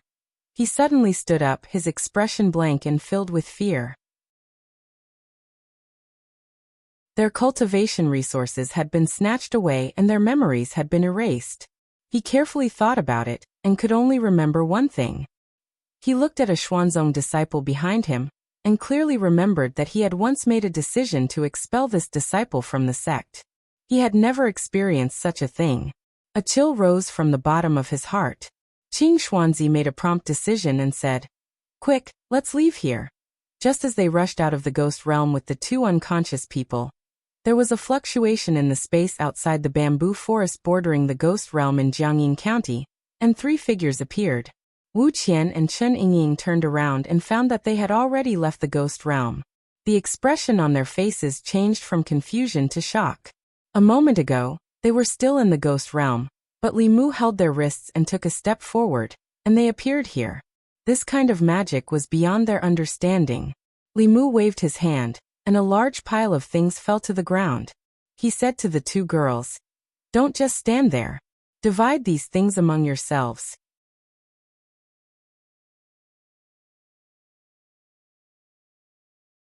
Chapter 578. Wu Qian and Chen Yingying looked at the pile of things on the ground in a daze. Neither of them dared to reach out. Everything that happened just now left them in a daze. Wu Qian was the first to come back to her senses. Her lips trembled as she whispered, "Senior, this isn't good." Li Mu waved his hand and said, "Don't worry, they were the ones who stole your soul power first. At most, this is just reciprocity. You don't have to worry about them taking revenge. I've already erased part of their memories." Li Mu had a good impression of these 2 female cultivators. As women, they had more backbone than the 2 male cultivators. They didn't betray their teammates at the critical moment, so Li Mu didn't mind giving them an opportunity. At this time, Li Mu noticed that Chen Yingying was looking at him. There seemed to be a guess in her eyes, but she didn't dare to confirm it. When Li Mu looked at her, she looked away in panic. Li Mu didn't say much. He just smiled and said, "Okay, I still have something to do in the ghost realm. This soul power should be enough for you to use for a while. There will be a big change in the ghost realm, so it's best if you don't come in and take risks." Before leaving, he gently patted Chen Yingying's head and said, "Work hard and strive to cultivate in the ancestral court as soon as possible." As soon as he finished speaking, he walked into the ghost fog again. Wu Qian looked at the things scattered on the ground. Her throat moved with difficulty, and then she said to Chen Yingying, "Sister Yingying, you choose first." Chen Yingying said embarrassedly, "Let's choose together." After the 2 of them finished dividing the cultivation resources, Wu Qian suddenly asked, "Sister Yingying, do you know that senior?" Chen Yingying pondered for a moment and nodded. "He's so young, and his cultivation is so high. Moreover, he doesn't like Xuanzong. Even his name is the same. I can't think of anyone else other than Marshal Granduncle. Wu Qian said in surprise. Ah, he's Senior Ling Jizi from Fulu School. Few people in the cultivation world knew about Li Mu, but everyone knew about Ling Jizi. His battle with the great elder Xuanzong had already spread Ling Jizi's name across the cultivation world. Wu Qian said in realization. I've only heard of Senior Ling Jizi's name in the past, and thought that he was a high and mighty Taoist senior. I didn't expect him to be so kind and not put on any airs at all. It seems that we were able to deal with that spirit so easily because Senior Ling Jizi helped us in the dark. Chen Yingying revealed a love-struck smile and murmured. Of course. During that grand ceremony, I once saw Marshal Granduncle from afar. I didn't expect to be so close to Marshal Granduncle in this life. I have to work hard to cultivate and strive to enter the ancestral court as soon as possible. I can't let Marshal Granduncle down. Wu Qian said with some envy. I really envy you disciples of big sections. Wherever you go, you have elders protecting you, Chen Yingying said. If Sister Wu is willing, you can also join our Divine Talisman sect. With your cultivation, you should be able to enter the ancestral court directly. At that time, I'll have to call you Senior Sister Wu. Wu Qian said happily. Can I? Chen Yingying smiled and said. Of course you can. You can come back to the sect with me now. Master can't wait for such a powerhouse to join the sect. The experience just now caused the distance between the two of them to quickly close. A moment later, they flew into the air hand in hand and flew towards the mountain gate of the Divine Talisman sect. At the same time, in the boundless fog of the ghost realm, a figure was rapidly moving forward. Wherever he passed, the fog would surge violently.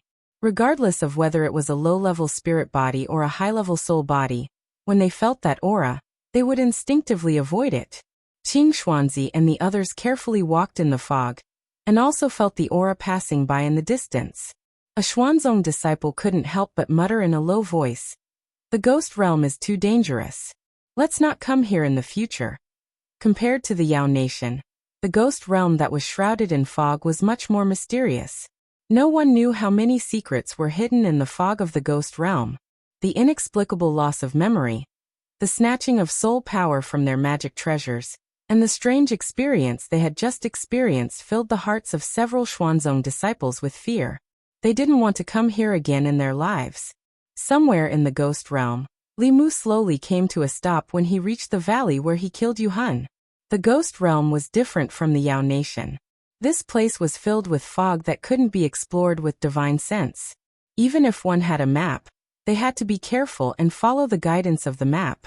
The so-called complete map of the ghost realm was actually only the places that people had explored so far. Most of the areas in the ghost realm were unknown places that had not been explored.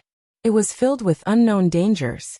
For thousands of years, countless powerhouses had gone missing in the ghost realm. There was no lack of 6th and 7th realms among them. They relied on their high cultivation and ventured into unknown places alone, never to come out again.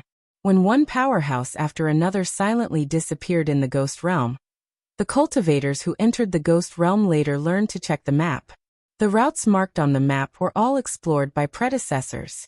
They could be traveled safely without any unpredictable dangers. Although Li Mu's cultivation was at Dongxian, and could even kill 7th realms, he didn't dare to wander around the ghost realm. After all, there were many 7th realms that had gone missing in the ghost realm. Even in Blood River's memory, he was somewhat wary and fearful of the ghost realm. He couldn't spread his divine sense too far. This made him feel very insecure. Li Mu could follow the route marked on the map and move forward at a moderate speed. Although the ghost realm was large, there weren't many paths that one could walk on. Almost all the cultivators were moving forward along the few routes. Thus, Li Mu met many people along the way. These people were mostly in groups of 3 to 5. They were going deep into the ghost realm to hunt ghosts. When they met each other, they would retreat vigilantly. In the ghost realm, meeting people was far more terrifying than encountering ghosts. Li Mu flew at a low altitude. Suddenly, a wave of dermic power came from the fog in front of him. When he flew closer, Li Mu saw a group of 6 people attacking a ghost. Among the 6 people, 2 of them had reached the manifestation realm. The 4 of them had remarkable abilities. This ghost was no match for them. Its soul was quickly scattered and its soul power was absorbed. The fog behind them surged. The 6 people turned their heads vigilantly. When they saw a figure walking out, their expressions became tense. They gripped the weapons in their hands tightly, ready to attack at any time. However, only one person walked out of the fog. That person only glanced at them and continued to fly forward. Among the 6 people, a fierce-looking manifestation realm cultivator looked at the figure flying away and said in a low voice, "Going deep into the ghost realm, this person actually didn't have any dermic artifacts or soul bottles. He must have a flask heaven magic treasure." Speaking of the flask heaven magic treasure, a look of greed appeared in his eyes. A magic treasure that could store things was the dream of every cultivator. However, the flask heaven magic treasure could only be refined by cultivators above the 7th level. Those who had such a treasure were all core disciples of great sects with super strong cultivators.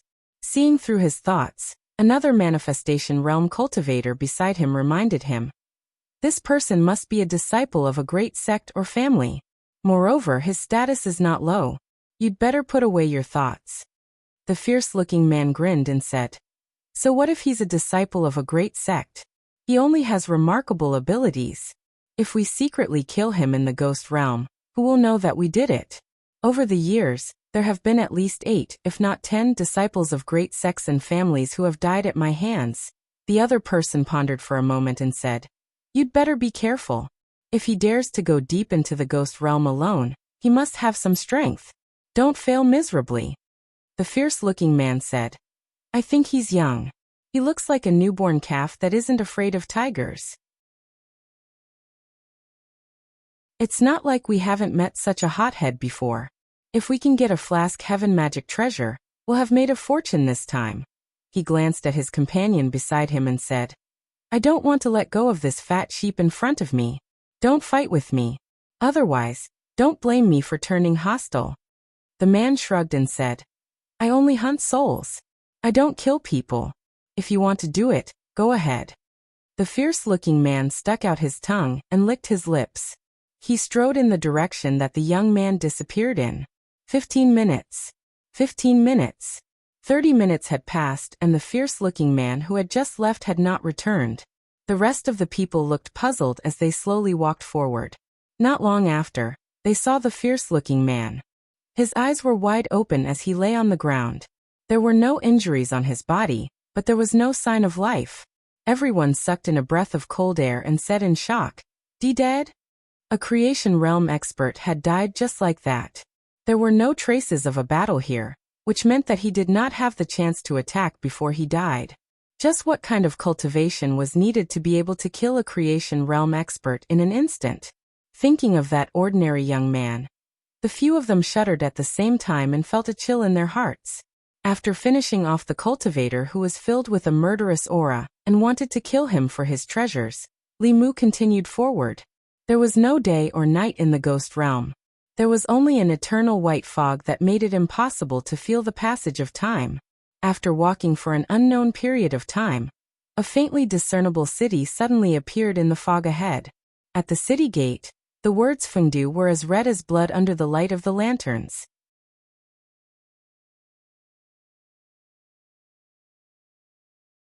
Chapter 579. The Ghost Realm was not like the Yao Nation, where one could casually occupy a mountain and use it as a cultivation cave. The fog that covered the Ghost Realm was filled with wandering souls. Although these wandering souls were souls, they were different from ghost cultivators. They did not have intelligence and would attack any living being, or even their own kind. Moreover, they were very sensitive to spirit chi fluctuations. Once they sensed a living person or soul body nearby, they would actively search for it. Therefore, even ghost cultivators did not dare to be exposed in the wild for long periods of time. In order to avoid being disturbed by wandering souls, they built cities in the ghost realm and lived in groups, forming ghost cities. Fengdu was one of them. In the entire ghost realm, there were 5 major powers. 4 of them belonged to the 4 great ghost kings, and the last one was the Demon Path Soul Hall. The master behind Fengdu City was one of the 4 seventh realm ghost kings, Rakshasa King. Fengdu City was on Limu's path. If he wanted to continue, he had to pass through the city. There was a rule in the ghost realm that had to be obeyed, and that was to strictly follow the map of the ghost realm. This was the experience of countless seniors who used their lives to conclude. If one changed the route on their own, the outcome would often be very miserable. At the gate of Fengdu City, dozens of figures formed a long line and slowly entered the city.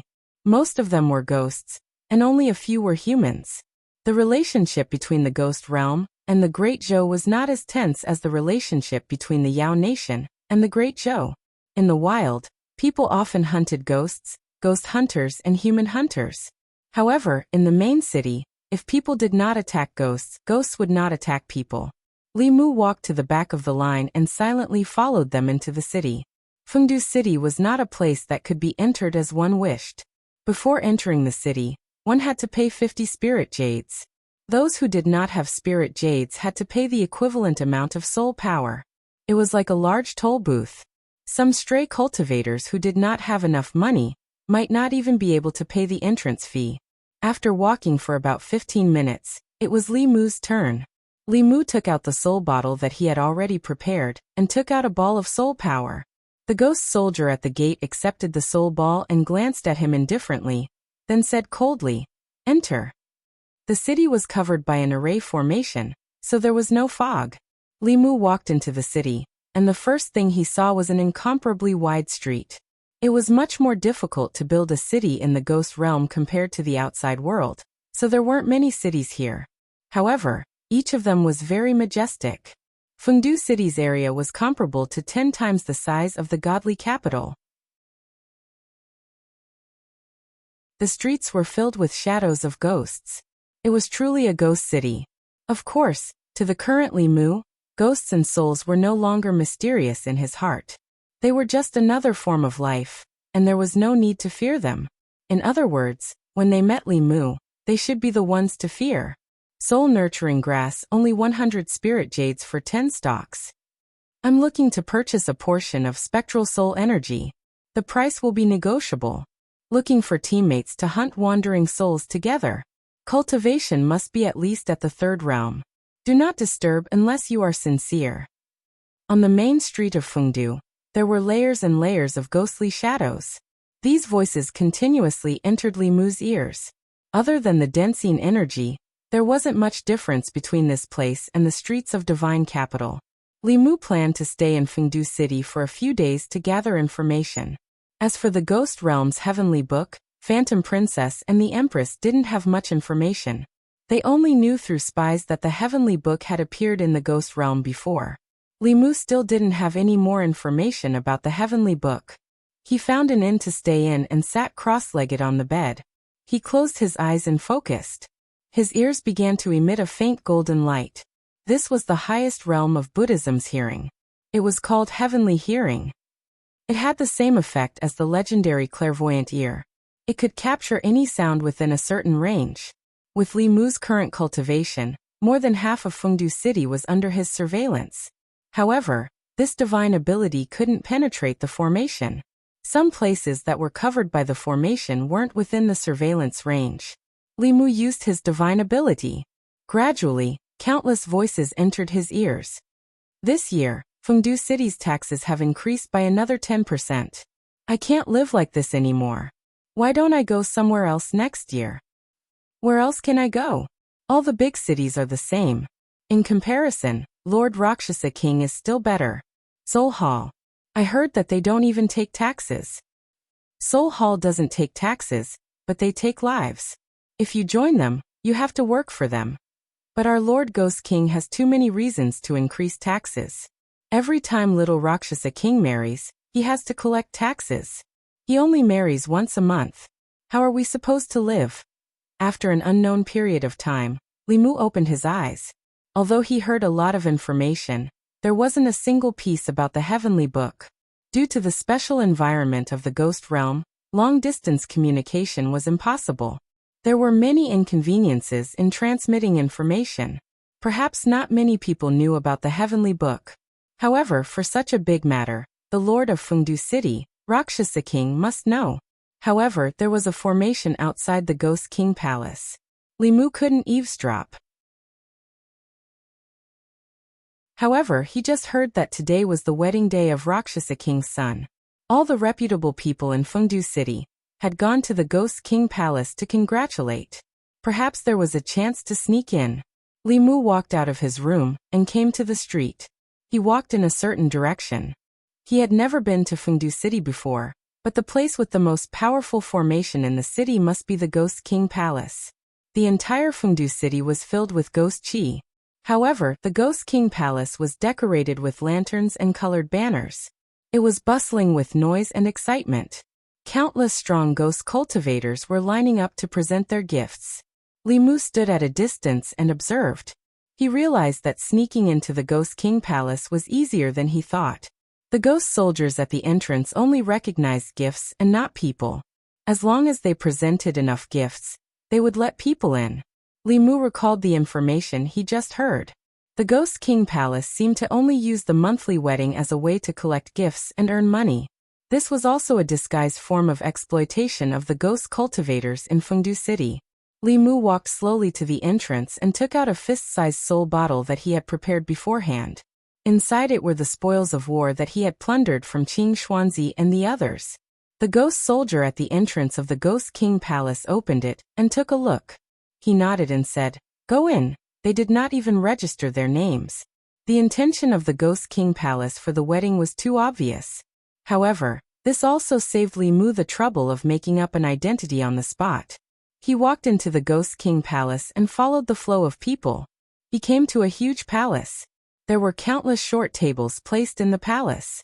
On top of each table was a pot of wine and a few simple dishes. The ghost region was filled with yin qi. Grains and vegetables from outside could not grow here. The ingredients for these dishes had to be purchased from outside. They were considered precious in the ghost region and were not commonly seen. In the palace, there were already many ghost cultivators sitting in groups of 3 to 5, whispering to each other. Limu found a corner and sat down cross-legged. He poured himself a cup of wine and held it in his hand, sipping it slowly. Suddenly, his gaze moved slightly. He looked at the few people in front of him from the corner of his eyes. A golden light flashed in his ears. Several level 5 ghostly cultivators were communicating with each other, using their divine consciousness. Have you heard? A few days ago, a page of the Heavenly Book appeared in our ghost region. What's the Heavenly Book? It can't be. If you don't even know about the Heavenly Book, what are you cultivating for? The Heavenly Book is the most precious treasure in the cultivation world. Every time it appears, even if it's just one page, it will cause a storm of blood. This time, I'm afraid many people will die because of it. No wonder Lord Ghost King, who rarely leaves Fengdu, has left. The temptation of the Heavenly Book is hard to resist even for 8th realm and 9th realm cultivators, let alone 7th realm cultivators. A ghost cultivator's eyes flashed. He said, "The Heavenly Book contains the great Tao of cultivation. I heard that this Heavenly Book is the long-lost Ghost Tao Heavenly Book.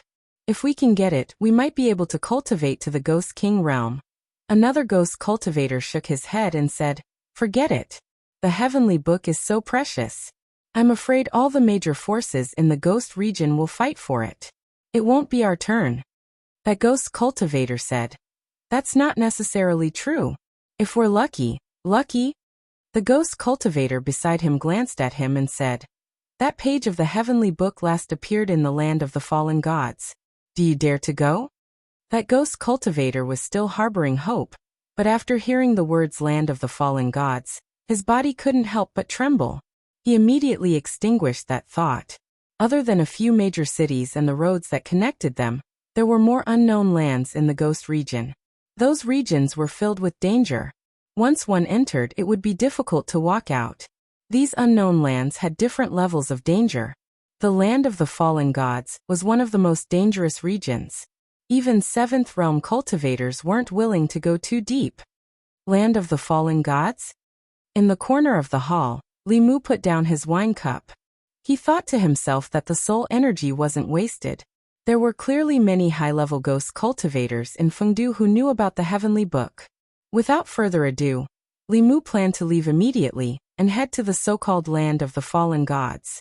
Suddenly, an extremely soft voice sounded in his ears. If I had known, I would have waited for Lord Li. There's nothing we can do even if Lord Li is here. If Lord Li is here, we might be caught by the Azura King together. What should we do now?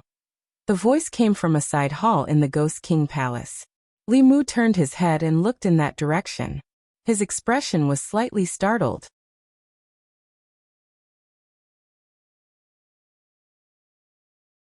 Chapter 580. Fengdu Ghost King Palace in a side hall. A ghost woman floated into the side hall and placed a red wedding dress at the head of the bed. She said indifferently, "Change into this. It's almost time. Young master won't show mercy to women. If you anger him, you and the people around you won't have a good ending." Without waiting for the woman's reply, she floated out of the side hall. Beside the woman, the 4 spies of the bamboo guards looked worried. They were originally here to investigate the news of the Heavenly Book. When they were passing through Fengdu City, Commander Shangguan happened to be fancied by the son of Luocha King. After Commander Shangguan rejected him, the little Luocha wanted to forcefully kidnap them, and a conflict arose between them. Of course, the little Rakshasa and his subordinates were no match for them. However, the fight in Fengdu City quickly attracted Rakshasa King's attention. He sealed Commander Shangguan's magic power and brought them to Ghost King Palace. There was supposed to be a joyous occasion in the Ghost King Palace today. Little Rakshasa had changed the original bride and wanted to marry Commander Shangguan to him. Before they could find out about the Heavenly Book, they were already trapped in the unfamiliar ghost region. Shangguan Li sat in front of the bed with an icy expression. She only regretted not listening to His Majesty and working together with Li Mu. If he was here, they wouldn't be in such a passive situation now. However, she also had her own pride in her heart. As the commander of the bamboo guards, if she needed other people's help for everything, how could she live up to His Majesty's trust? This time, she acted alone to prove herself. But she didn't expect to fall into such a situation as soon as she entered the ghost realm. After several hours of attacks, the seal in her body had become impulsive. Even if she couldn't kill the little Rakshasa, she could still injure him severely. However, by then, she would completely lose her ability to resist. The biggest problem was how to leave Fengdu, Rakshasa King's territory.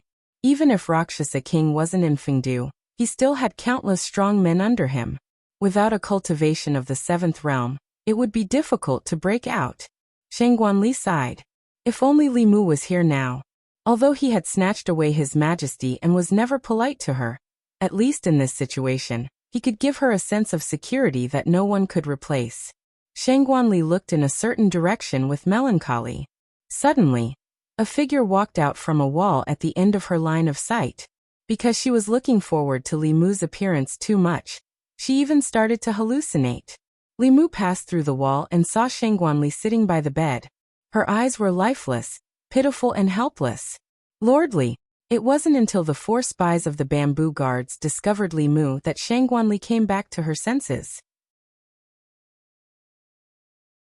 Looking at the figure that really appeared in the hall, she was both surprised and delighted. "How did you find this place?" Li Mu glanced at her and said, "If it wasn't for me coincidentally coming in to ask for information, you would have married a ghost. His Majesty told you to wait for me so we could move together. Why didn't you listen?" Shangguan Li lightly snorted and said, "You still say that you were in the Yao Kingdom, and that the ghost realm was right next to you. You should have arrived much earlier than me. When I came from the Shun due to Jiangyin County, where were you?" Her reason left Li Mu speechless. He rarely went to the Yao Nation, and it was rare for Huanji to see him. Before they parted, it was normal for them to kiss each other and do things that they loved to do. Li Mu waved his hand and said, "I was delayed by an important matter. What happened to you too?" After listening to the explanation of a bamboo guard spy, Li Mu found out that the moment they entered the ghost realm, they were captured by Rakshasa King. After seeing Shangguan Li, the little Rakshasa decided to change the ghost bride on the spot. Femme fatale. Li Mu sighed and said to Shangguan Li, "Get on the bed. Your cultivation has been sealed, right? I will help you remove the seal first." for spies stood guard at the door. Shangguanli and Li Mu sat cross-legged on the bed. Li Mu placed his hands on her back and sent his magic power into her body. She quickly felt an obstruction. It was a seal, but it was already loosening. Rakshasa King still underestimated Shangguanli. Even though she had just entered the Dongxian kingdom, she often followed the empress. Her methods were not something an ordinary Dongxian could compare to. If she was given a bit more time, she would be able to break this seal by herself. It might be a bit painful. Bear with it. Li Mu channeled his magic power and attacked the seal in her body. Shangguanli groaned and her face turned red. She gritted her teeth and said, "Can't you be a bit gentler?" Li Mu shrugged and said, "Be careful next time." It was not that he wanted to be so violent to Shangguanli. It was just that unless the seal was removed by the person who set it, there was only one way to break the seal. She only suffered a slight internal injury, which was already considered his outstanding skill. Shangguanli took out a healing pill and swallowed it. Then she asked Li Mu, "Have you found out about the heavenly book?" "Of course," Li Mu glanced at her and said, "If I don't check it myself, can I count on you?" Shangguanli took a deep breath. She did not want to be angry with him. She still wanted to say something, but at this time, there was already an aura rapidly approaching outside the door. A gloomy young man pushed open the door and saw a woman wearing a wedding gown and a veil sitting at the head of the bed. He walked forward and said, "Beauty, as long as you are sincere with me, I will not treat you unfairly. In Fengdu City, you can do whatever you want." The woman at the head of the bed did not move. The young man smiled and said, "What's wrong? Are you shy?" He was full of anticipation. He reached out and lifted the veil, but he saw the face of an unfamiliar man. The extremely handsome man smiled at him and said, "Are you surprised? Are you surprised?" The young Rakshasa did not have time to be shocked. The figure of a woman suddenly appeared above his head. A golden hoop fell from above and wrapped around his neck. Then it quickly tightened. The powerful mana fluctuations that had already erupted from the young man's body were immediately calmed down after being wrapped by the golden hoop. Li Mu and Shangguanli worked together to give the son of the Rakshasa king a surprise. After that, they threw him to a corner of the teapot space. His father was a 7th realm Xiangui. The young Rakshasa's strength was not weak either. He was at the 6th realm. If they did not catch him off guard and give him a chance to resist, he would cause a lot of trouble for Li Mu and Shangguanli. After Li Mu's arrival, Shangguanli naturally treated him as the backbone. She asked, "What do we do now?" Li Mu thought for a moment and said, "There should be more than one Dongxian in the Ghost King Palace. In order to not arouse their suspicion, let's put on an act first. We'll rest here for a night and leave tomorrow." It was not easy to get here. Li Mu did not want to leave just like that. Since the Rakshasa king was not here, the Ghost King Palace lacked top-notch masters. If he did not plunder this place before leaving, he would be letting Ali down. Of course, there was another important reason. You don't know the cost of money until you're in charge. After truly taking charge of the Fulu school, Li Mu realized that the rise of a sect required too many resources. As one of the 5 major powers of the Ghost Realm, it must have a rich foundation. He planned to search the treasury of the Ghost King Palace tomorrow to supplement his family. Li Mu took the opportunity to lie down on the bed and said, "Let's sleep. We'll talk about other things tomorrow morning." Shangguanli looked around the hall and only saw the bed Li Mu was lying on. Then she asked Li Mu, "If you sleep on the bed, where will I sleep?" "Li Mu, you can just grab a chair and make do for the night." Shangguanli said, "I'm a woman. Shouldn't you let me have my way?" Li Mu glanced at her and said, "Other than your body being that of a woman, which part of you looks like a woman?" The first female official serving the Empress of the Great Zhou, the leader of the spies of the Great Zhou court.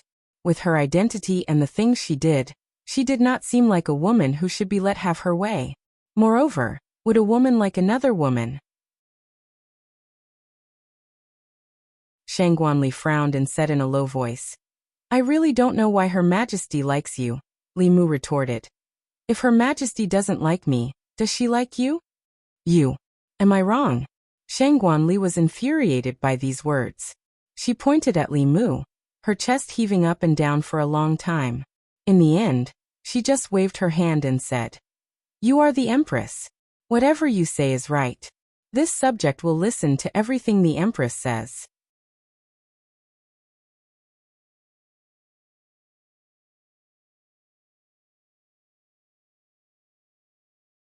You want to be with him for the rest of your life because you're used to it. You may meet a man in the future who wants to be with him for the rest of your life. You'll be angry because of him, but you'll also be happy because of him. When you're happy, you'll think of him. When you're unhappy, you'll also think of him.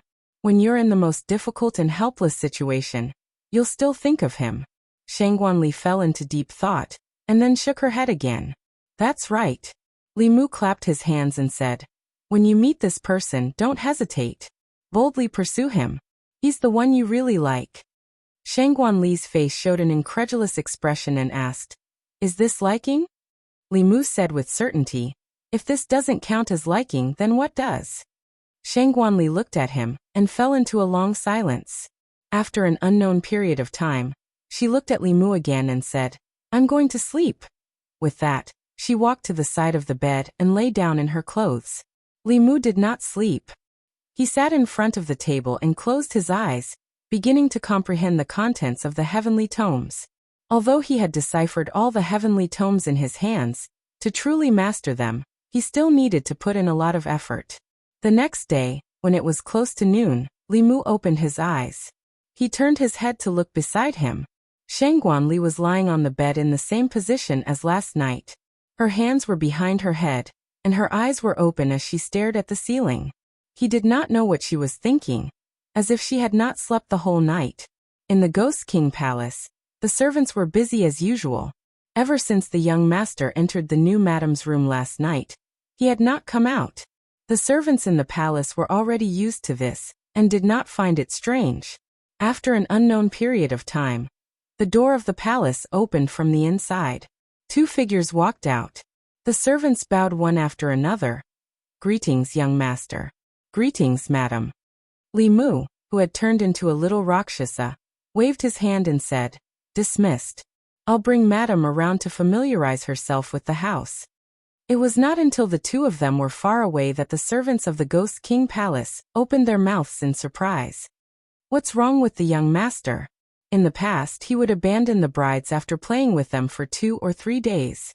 Why is he treating the new madam so well this time? It's not strange. I heard that the new madam is a human expert, and her cultivation is no weaker than the young master's. She was personally captured by the Ghost King. Of course, she's different from the previous ones. If that's the case, the palace will have a new madam in the future? Who knows? Let's just do our own thing. Don't ask about other things that you shouldn't ask. Li Mu wandered aimlessly around the Ghost King Palace with Shangguanli.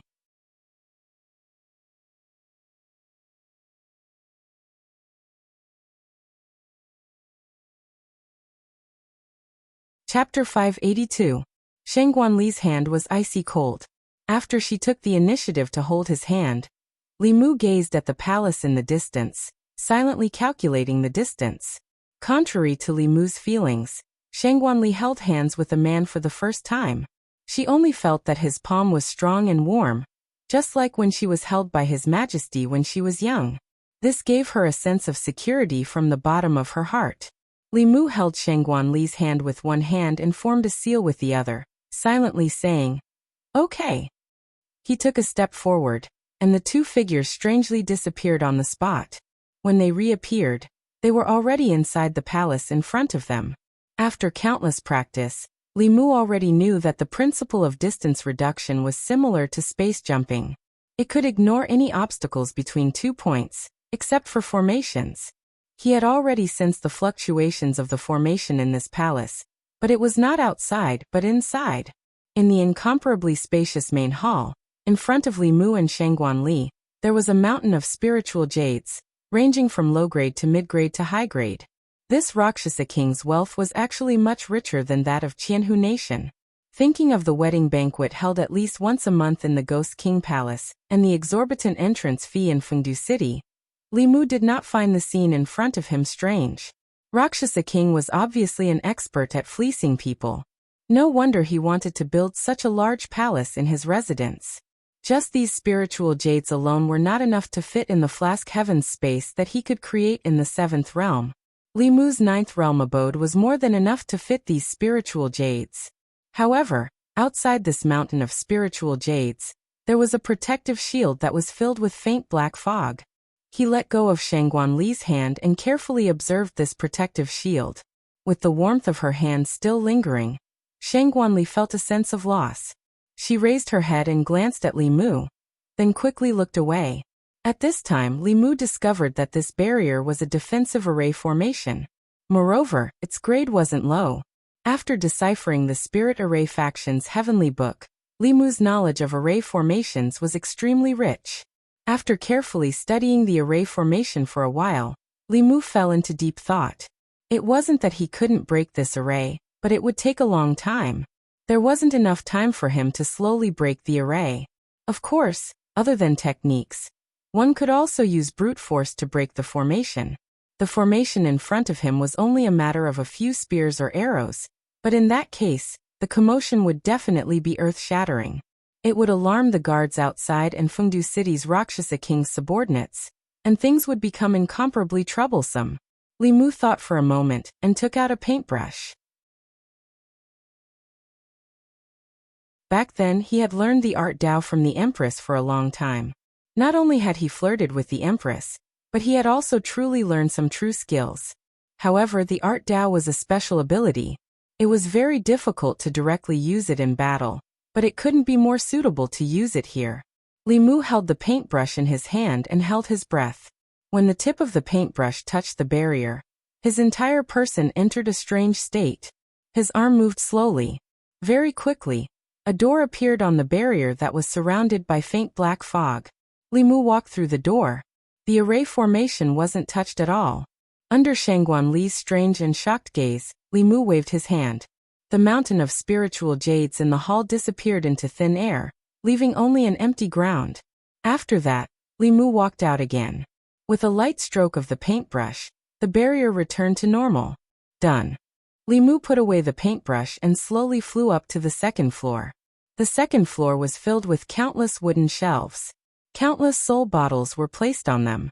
In the cultivation world, spiritual jades and soul power were the most basic cultivation resources. Who knew how much the Rakshasa King had accumulated? But at this moment, all of them were in Li Mu's pocket. The 3rd floor of the hall was filled with spiritual herbs. Li Mu did the same, and didn't leave a single stalk for the Rakshasa King. Although this kind of behavior was somewhat like that of a bandit, the Rakshasa King was the bandit first. Moreover, Li Mu wasn't a good person. The principle he adhered to was that if people didn't offend him, he wouldn't offend them. If people offended him, they wouldn't be able to settle it without paying a price of hundreds of millions. Just as Li Mu had guessed, there wasn't a single precious treasure in this treasury. Presumably, the Rakshasa King had taken it with him. However, he could only leave these spiritual jades, soul power, and spiritual herbs produced in the ghost realm at home. Inside the Demon Emperor's cave, the little Rakshasa King, whose cultivation was restricted and tightly bound, was thrown into a corner of the space. At one moment, he saw a mountain of spiritual jades in front of him, and then dozens of wooden shelves with countless soul bottles. After a while, spiritual herbs produced in the ghost realm fell like raindrops. His face was filled with shock and his heart was filled with bewilderment. What were that adulterous couple outside doing? After ransacking the last hall, Li Mu extended his hand to Shangguan Li. This time, she didn't say anything and obediently placed her hand in Li Mu's hand.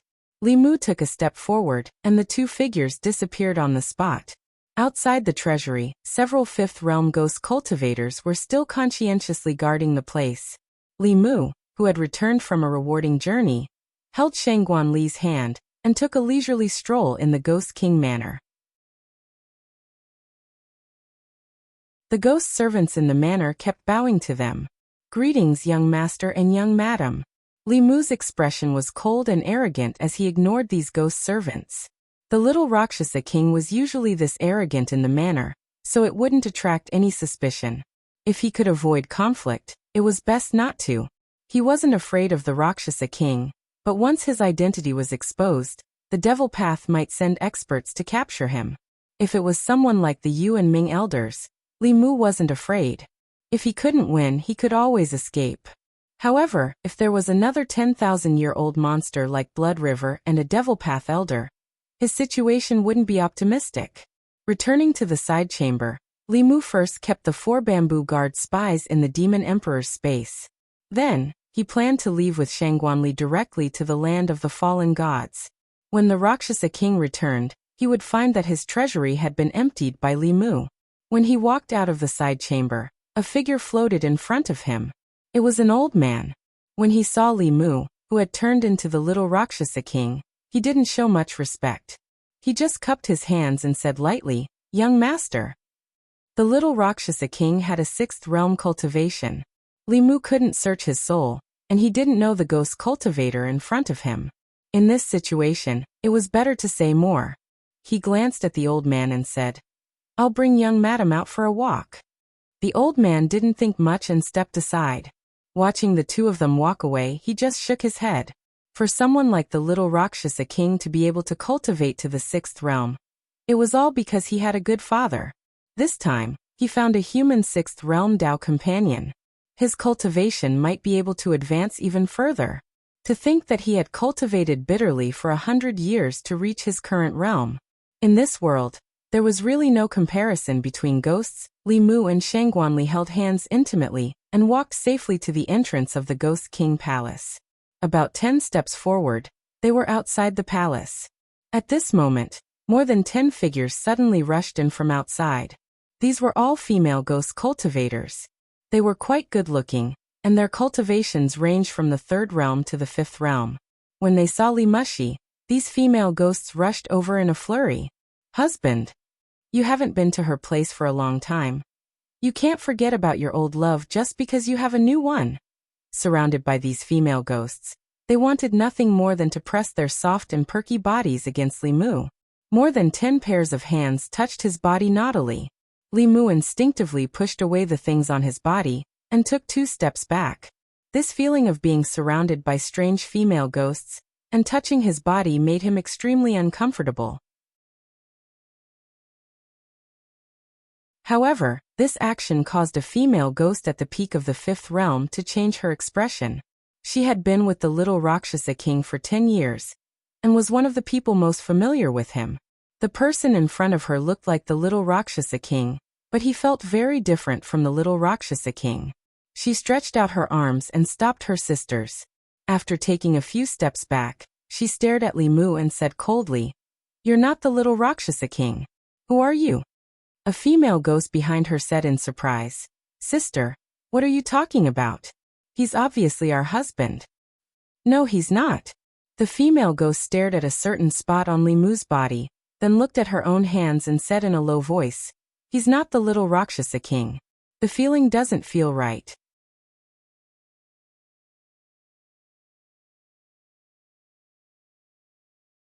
Chapter 583.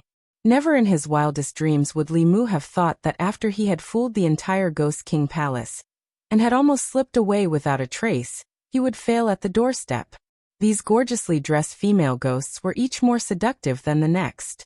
They were all the wives and concubines of the little Rakshasa, and they knew each other's strengths and weaknesses.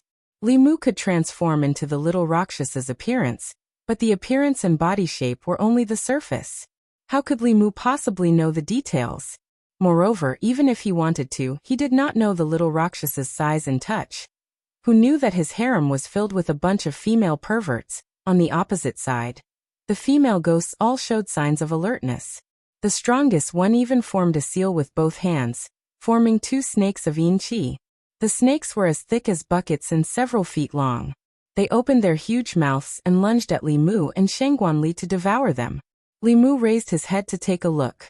2 beams of golden light shot out from his eyes and struck the giant snake's head. The giant snake's body immediately collapsed and dissipated into the void. Human 6th realm. The female ghost's expression changed drastically. She raised her head to the sky and let out a shrill shriek. At the same time, she crushed a jade talisman in her hand. As the jade talisman shattered, Countless auras erupted from all over the Ghost King Palace and Fengdu City, rapidly closing in on them. At the same time, on the four walls of Fengdu City, black light flashed wildly. In an instant, a gigantic semicircular dome appeared, enveloping the entire Fengdu City. What's going on?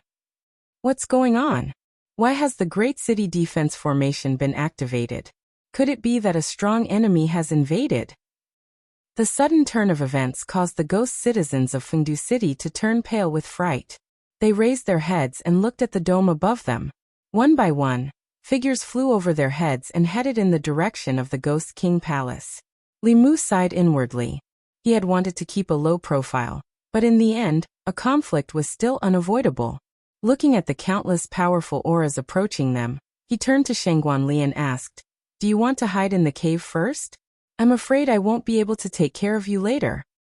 Shangguan Li snorted and moved closer to Li Mu. She stuck close to him and said, "Don't look down on me. You just advanced a few days earlier than me. I can protect myself. You just have to take care of yourself."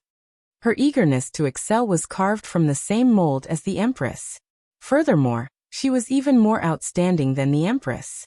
Li Mu did not say anything more. His figure slowly rose into the air. Looking around, countless figures were currently rushing over here. 3 of the auras were abnormally powerful, and all of them were at the 6th level. 2 of them were eerie, and the last one was a human. 3 6th realm powerhouses surrounded Li Mu and Shangguan Li from 3 different directions. The female ghost below said sternly, "Lord Consecrator, capture them. He's not the little Rakshasa." The eyes of the elder that Li Mu had seen earlier flashed, and he asked in a low voice, "Who are you? Where is the little Rakshasa?" Since his identity had already been exposed, Li Mu did not need to hide anymore. His figure and face changed, and he returned to his original appearance. The only human among the 3 6th realm powerhouses said in a low voice, "How dare you, human? How dare you cause trouble in Fengdu City? What are you waiting for? Capture him first and hand him over to the Ghost King." This person was a middle-aged man with a thin face. He wore a black robe with a pale white skull embroidered on his chest. Although he was a human, the aura on him was even colder than ghosts. As he spoke, a ghost fork appeared above his head. The ghost fork split into 2 into 4, and soon there were hundreds of them. They shot toward Li Mu with extreme speed. The power of each of these ghost forks was enough to kill a transcendent. Even Dongxian would have to be serious when facing hundreds of them. The other 2 elders did not make a move. Clearly, they wanted to use this person to test the strength of this intruder. Facing the ghost forks that covered the entire space and sealed the entire void, Li Mu's body flashed with a golden light. The shadow of a bell enveloped him and Shangguan Li. The ghost forks pierced the Dao bell and dissipated. Only one of them let out a deafening sound and broke.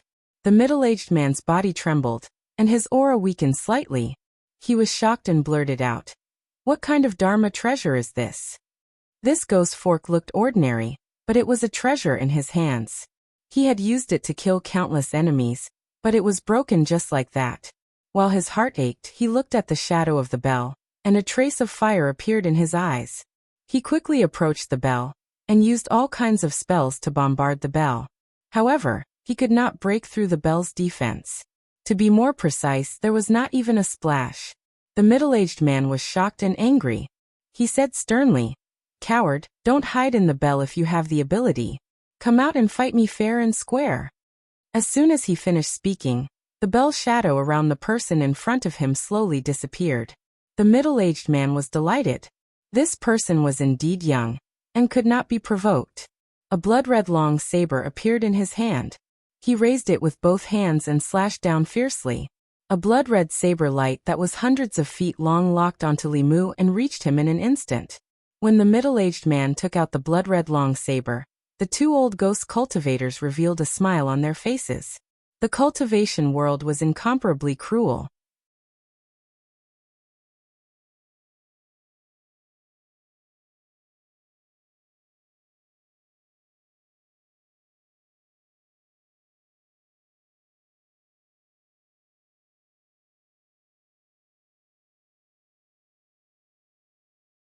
Although the sixth realm was not enough in his eyes, they were still top-notch powerhouses on the continent, and were targets that all major forces wanted to recruit. Since they were already on his side, Li Mu was not stingy. He casually threw 2 pills to the middle-aged man and the severely injured ghost cultivator and said, "Take these and heal your injuries." "Thank you, Senior." The 2 of them took the pills and knew that they were not ordinary pills just by smelling them. They immediately clasped their fists and thanked him. They had just become someone's slaves, so they were a little conflicted at first. But now their thoughts were slowly changing. It did not matter who they became. Compared to the Devil King, this senior was more powerful and had the demeanor of a powerhouse. He was also so generous to his subordinates. It might not be a bad thing to work for him. In the cultivation world, strength was respected. It would not be easy for the Devil King to severely injure them. Following such a powerhouse was not a humiliation. Perhaps they could even obtain greater opportunities. Then, Li Mu let the 2 injured people heal their injuries. The other person comforted the Devil King's subordinates and the ghosts of Fengdu. He originally only wanted to rob the Devil King's treasure house, but he was forced to take over his Fengdu. Just take it as punishment for bullying Ali. Li Mu turned to look at her and asked, "Are you not angry anymore?" Shangguanli lowered her head and said, "Thank you." Li Mu waved his hand and said, "We're all family. What's there to thank me for?" Shangguanli blushed and said, "Who's family with you?" Li Mu explained, "His Majesty and I are family. His Majesty treats you as his younger sister, so you can be considered my sister-in-law. As the saying goes, sister-in-laws. In short, we're family. If anyone dares to bully you, I'll be the first to punish them." Shangguanli was not convinced and said, "Who's your younger sister? I'm 3 years older than you." Just as she finished speaking, more than 10 figures rushed in from outside. "I was blind and offended you, Senior. Please have mercy on us, Senior. Please spare us. I'm willing to be your slave and serve you for the rest of my life." Little Rakshas's wives and concubines all knelt on the ground, crying and begging for mercy. It was as if there were thousands of ducks in the hall. Li Mu had a headache from the noise. He waved his hand and said, "I don't want to do anything to you. Disperse." More than half of these female ghosts were snatched by Little Rakshasa. Li Mu had no enmity with them, so he didn't want to punish them. He just wanted them to leave quickly and stop bothering him. "Thank you, Senior, for your mercy." Several female ghosts immediately ran out of the hall after Li Mu spoke, but a few stayed behind. The coquettish female ghost in the lead boldly walked behind Li Mu and massaged his shoulders while saying, "Senior, I'll massage your shoulders." The other 2 slightly more beautiful ones knelt on his left and right, one on his right. They put their hands on his legs and said, "Senior, we'll massage your legs." "Aha!" Shangguanli's expression was cold as she made a heavy sound. Li Mu's mind moved, and the 3 female ghosts were immediately teleported out. He looked at Shangguanli beside him and said seriously, "Ali, as you can see, I'm a good person who doesn't do anything wrong. When you go back, you can't talk nonsense in front of Her Majesty." Shangguanli snorted and said, "That'll depend on your performance in the future." Outside the hall, several female ghosts appeared in a flash. They were all shocked. This senior's strength was indeed unfathomable to teleport them away without a sound. The 5th realm female ghost looked regretful and muttered, "This senior is much more powerful than Little Rakshasa. It's a pity that he doesn't get close to women."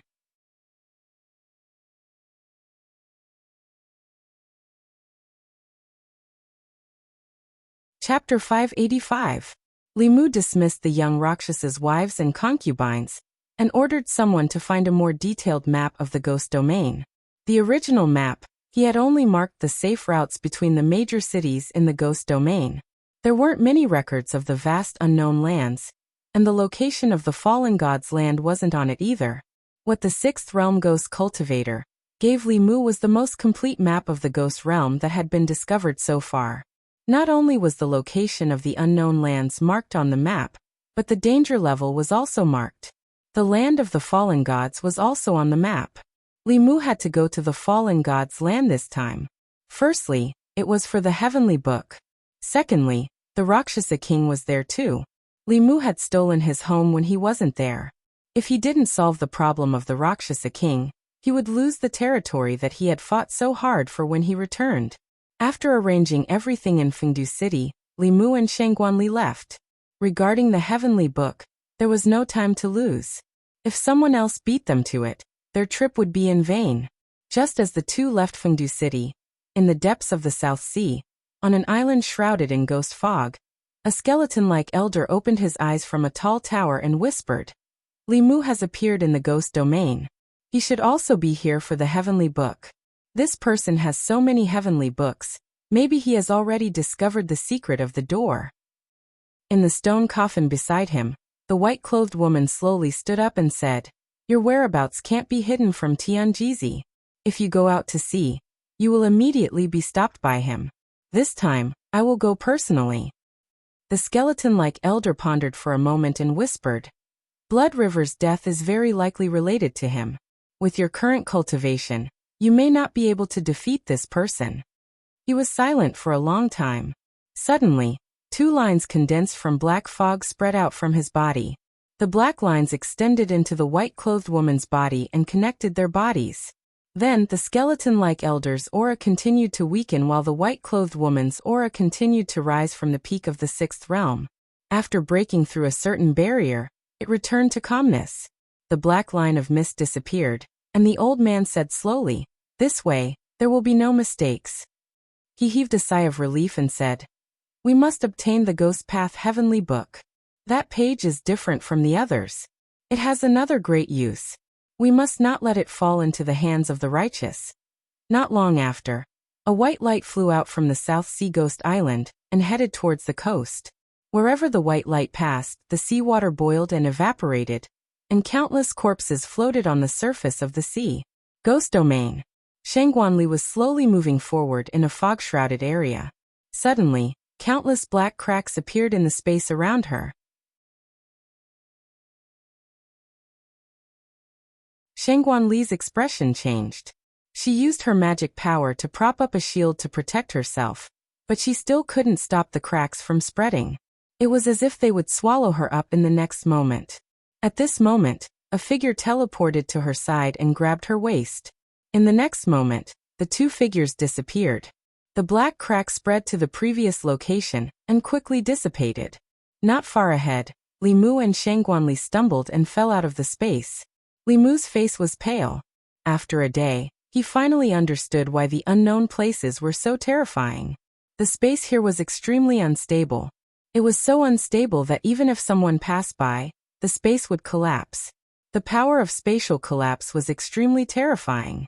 No matter how strong one's physical body was, they would be instantly torn apart by the spatial turbulence.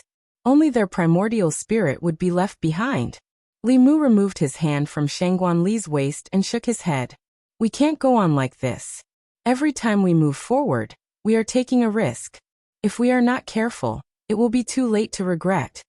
He and Shangguanli had already encountered spatial collapse more than a dozen times in a day. Although they narrowly survived each time, Li Mu couldn't let Shangguanli take the risk every time.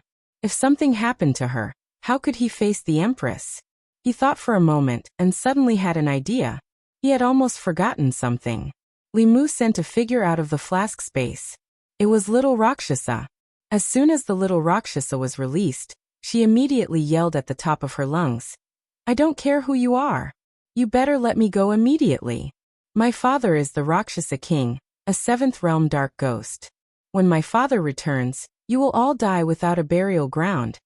Before he could finish his words, he saw a black spatial crack not far in front of him that was growing bigger and bigger. His face changed drastically and he shouted, "Crazy, you're all crazy. Do you know where this is? This is the unknown place, and even my father doesn't dare to trespass. Are you tired of living?" Li Mu pointed at him and said indifferently, "You scout ahead."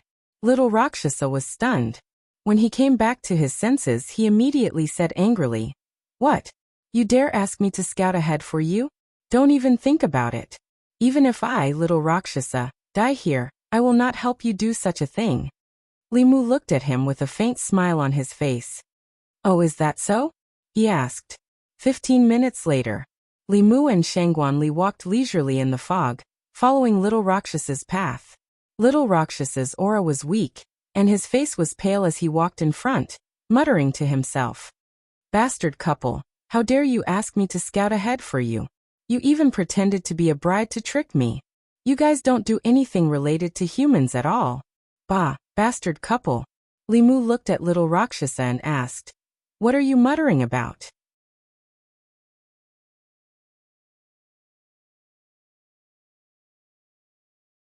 When it was only a few feet away from Shangguanli, Li Mu softly said a word. Freeze. The soul's body froze in the air for a moment. Then, it was pierced by an illusory sword. The soul became more and more transparent. Then a spear burst out and pierced its body. The soul's body was already extremely transparent. In the end, it collapsed under countless purple lightning bolts and turned into pure soul power, which was collected by Li Mu. There were two dangers in the unknown lands of the ghost realm. The first was the space that could collapse at any time. The second was these wandering souls. Outside the unknown lands, most of the wandering souls encountered were of the lower three realms. 4th and 5th level were rare. However, within the unknown lands, 5th level ghosts could be seen everywhere. 6th level essence souls also appeared frequently. Although Dongshuan's experts could defeat essence soul realm wandering souls, they still had to wait for a while. If several essence souls swarmed together, Dongshuan's cultivation was also at risk of dying. Little Rakshasa saw Li Mu kill an essence soul with the same cultivation as him as if he was killing a chicken. His throat moved. When he saw Li Mu looking at him, he immediately said, I'll continue to explore, continue to explore. While Little Rakshasa was filled with anger and helplessness, he continued to explore. The long silence in the unknown lands of the ghost realm was broken. Somewhere in the fog, Mingyi led close to 100 figures forward.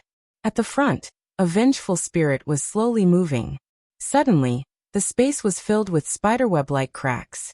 This vengeful spirit did not even have time to scream before he was swallowed. The Hall of Souls group slowed down. Mingyi casually pointed at a soul in front and said, You go up. That vengeful spirit trembled. He did not dare to disobey the elder's order and carefully moved forward. After 15 minutes, he screamed again and was swallowed into a spatial crack. Mingyi's expression was calm as he continued. Next, in another part of the fog, a 6th realm wandering soul was madly struggling in Devil King's hand. He clenched his fist, and this wandering soul collapsed into soul power and was absorbed into his body. Devil King closed his eyes. A moment later, he slowly opened them. He held a compass in his hand and slowly moved forward in the fog. Suddenly, a white light flashed on the compass. The needle noticed that it had deviated. Devil King adjusted his direction and continued to move forward according to the needle. The space where he was originally going to pass slowly cracked open. 100 miles to his left, a woman in white was rapidly flying through the air. Even a 7th realm cultivator would be shocked by this scene. The unknown lands were filled with spatial cracks. If one was not careful, one's body would be torn to pieces by the chaotic power of space.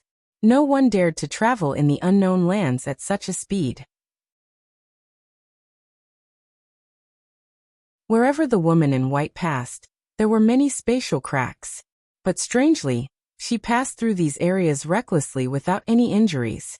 She was approaching the center of the ghost realm at an extremely fast speed.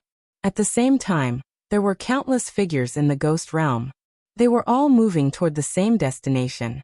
At the center of the ghost realm, there was a fog vortex that was hundreds of miles wide that was slowly spinning.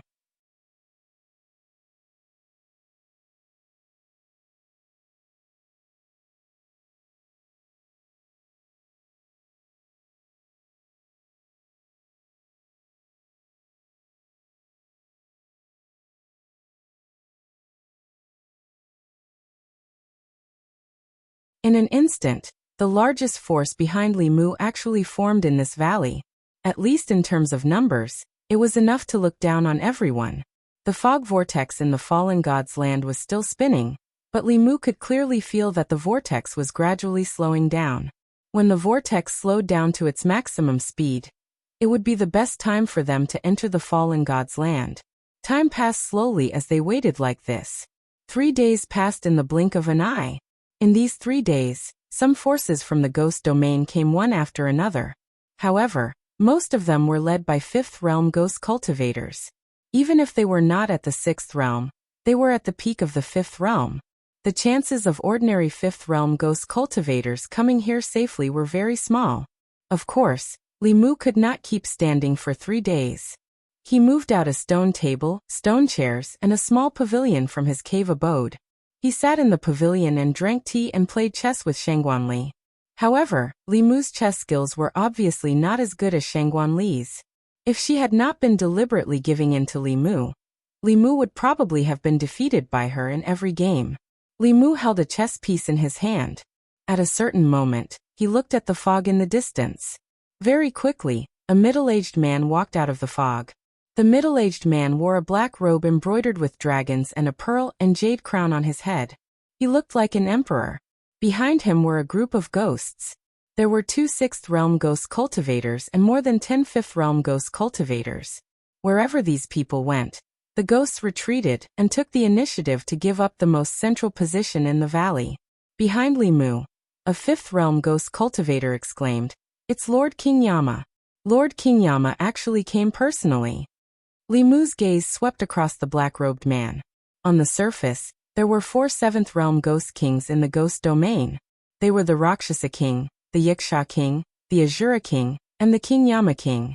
Even 7th realm experts could not resist the attraction of the heavenly book. Among the 4 ghost kings, Li Mu already knew that 2 of them had come here. The Rakshasa King left Fengdu before him, but Li Mu did not see him. He must have chosen another entrance. Along the way, they had to avoid the random spatial rifts that appeared. Even if they set off from the same place, the routes they took in the end would be very different. Not long after the King Yama King and the others arrived, the fog somewhere rolled, and countless figures walked out. Li Mu tilted his head to take a look, and his gaze stopped on a figure. It was an elder who was also wearing a long robe with a black lotus embroidered on his chest. He was one of the 3 elders of Yu and Ming who blocked Li Mu's path last time. Behind Li Mu, a voice exclaimed, "The people of the Hall of Souls are also here." Xie Yi had just walked out of the fog when he suddenly felt something and looked towards a certain direction. In a pavilion in front of the fog vortex, a young man's gaze met his briefly before he looked away. Xie Yi looked at him again, and remembered this person in his heart. This person gave him a very strange feeling, as if he had seen him somewhere before. However, after searching his memories for a long time, he could not find this person's figure in his memories.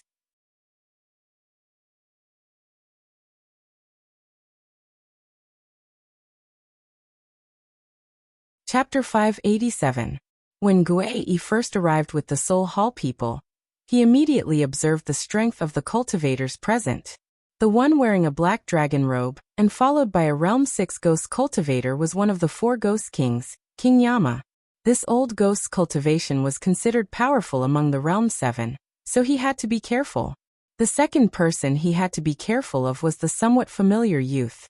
Although Gui could not see anything, his intuition told him that this person was not to be trifled with.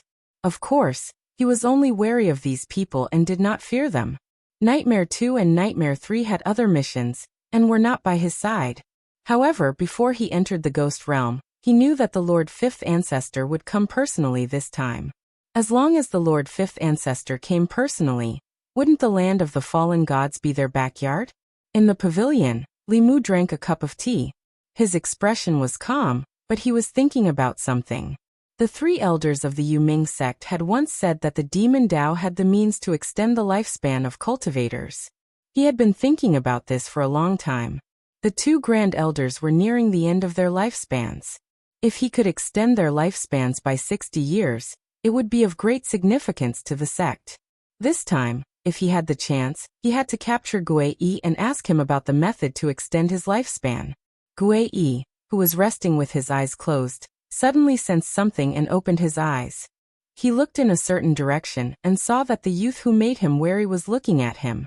For some reason, when he met this person's gaze, he actually panicked for no reason. While everyone waited, another 2 days passed.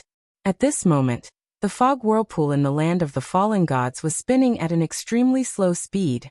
It looked like it was still. At a certain moment, King Yama, who was at the front of the valley, suddenly stepped into the fog whirlpool with his subordinates and quickly disappeared. King Yama was familiar with the ghost realm. His actions meant that the time to enter the land of the fallen gods had arrived. The second to enter the land of the fallen gods was the Soul Hall.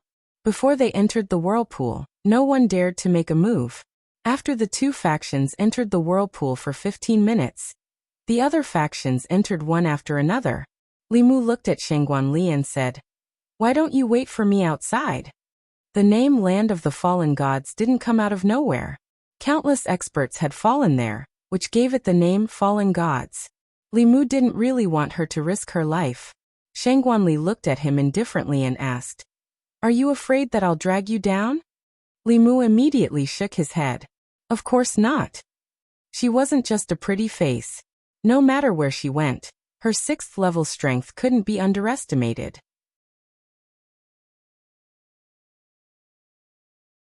With the tacit cooperation between her and Li Mu, they could instantly take down ghostly cultivators of the same level. Seeing that her attitude was firm, Li Mu also let her be. He turned around and said to the ghost cultivators behind him, "You don't have to go in. Just wait here."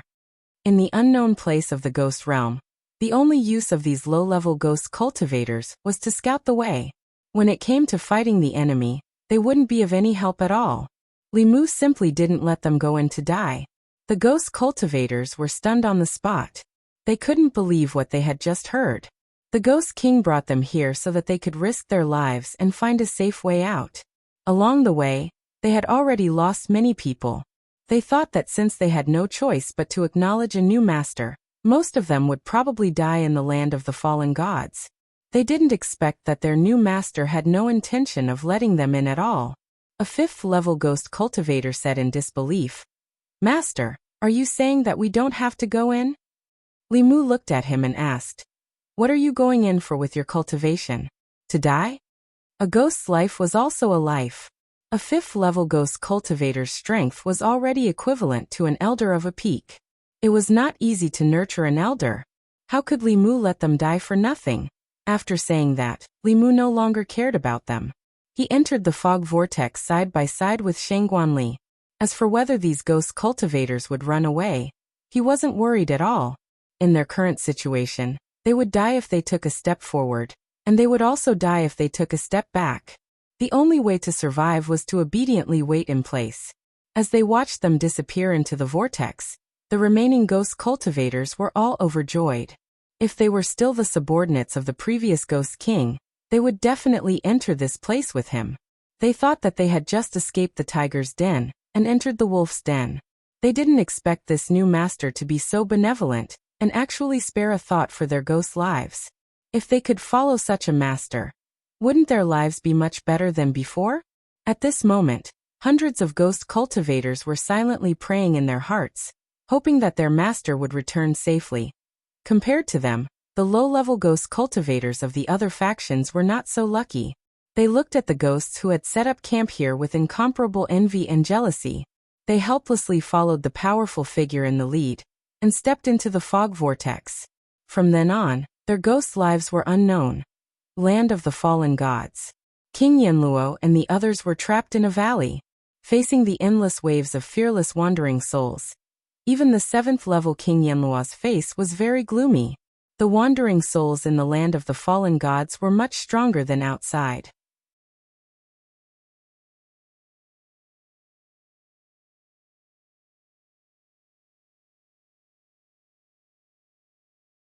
This scene caused the Rakshasa King's expression to change drastically. He immediately retreated a distance and said in shock, "Who exactly are you?" The woman in white's expression was cold. Her figure gradually faded.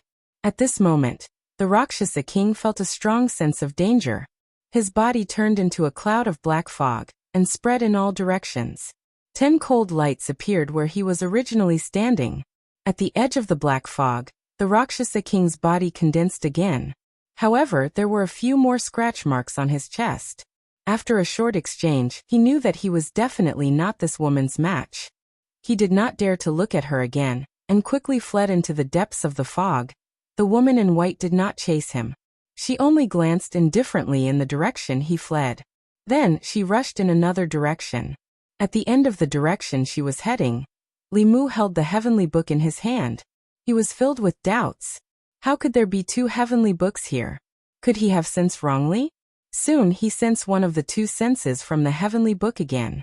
One was still, but the other was moving. Moreover, it was approaching him at an unbelievable speed. Before Li Mu could think further, he suddenly felt a chill run down his spine.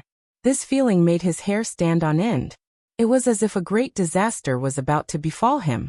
Li Mu did not hesitate to put the heavenly book away. His expression turned serious as he muttered, "What's going on?"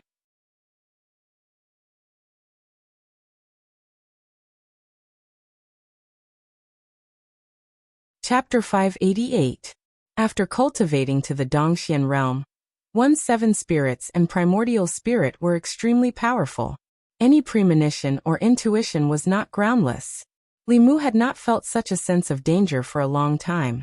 He pinched his fingers and divined, but he did not see anything. At the Dongxian realm, one could make preliminary predictions. Although he might not be able to predict anything, he could still sense something. If he did not sense anything, it was either that the other party could hide from the heavens, or that the other party was too powerful. The art of divination could not determine the strength of the other party, unless he had cultivated this Tao to the point of perfection, and reached the pinnacle of perfection. Unfortunately, divination was a supernatural power. The best divination art was in Xuanzong. Among the 6 Taoism heavenly books, Li Mu did not have Xuanzong's heavenly book. The heavenly books could sense each other. He could sense the other party, and the other party could sense him. After the owner of the heavenly book sensed Li Mu, he quickly approached him. Combined with the creepy feeling, Li Mu decisively kept the heavenly book. Although he was also thinking about the other party's heavenly book, acting rashly when he did not know anything was undoubtedly the most irrational choice. Li Mu thought for a while and said to Shengguanli, "Let's change direction." When he took out the heavenly book, he also sensed a response from the depths of the fallen god's land. The page of the Ghost Tao heavenly book must be there.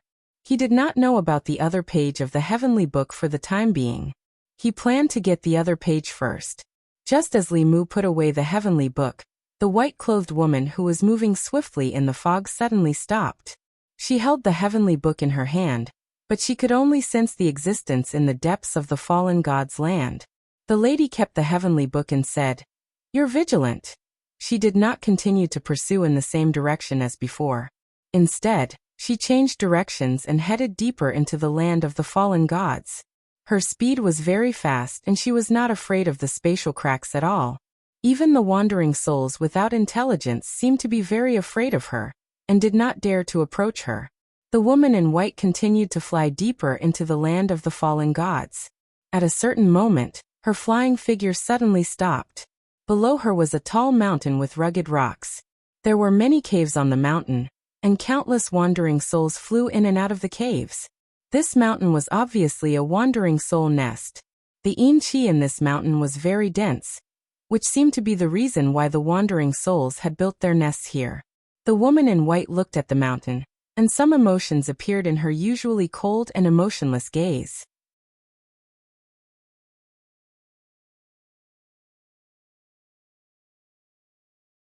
Li Mu flew closer. After circling around the mountain, he finally confirmed that this was not a small mountain, but the corpse of a giant beast. However, after an unknown number of years, this giant beast's corpse was almost petrified. It emitted a strong yin qi, which attracted so many wandering souls to build a nest. Shengguanli saw Li Mu's strange expression and asked, "What's wrong?"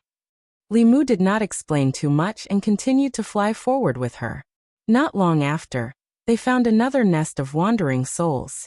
This was also a continuous mountain range.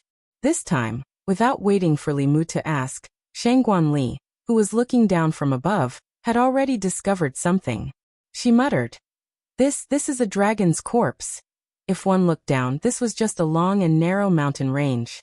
However, if one looked down from above, this was clearly a giant dragon's corpse. The two peaks that pierced into the fog were two dragon horns. The small hills on the top of the mountain were the dragon's scales. In the tomes of heaven of the dragon race, it was the dragon race and the giant beasts that wreaked havoc in the human world. Li Mu did not stop. He even temporarily forgot about the tomes of heaven and searched around with Shangguan Li. As they went deeper into the land of the fallen gods, there were more wandering souls in the surroundings. There were also more towering mountains like this. In the eyes of others, this might just be a mountain range. However, in Li Mu's eyes, each mountain range, big and small, was a giant beast that had fallen.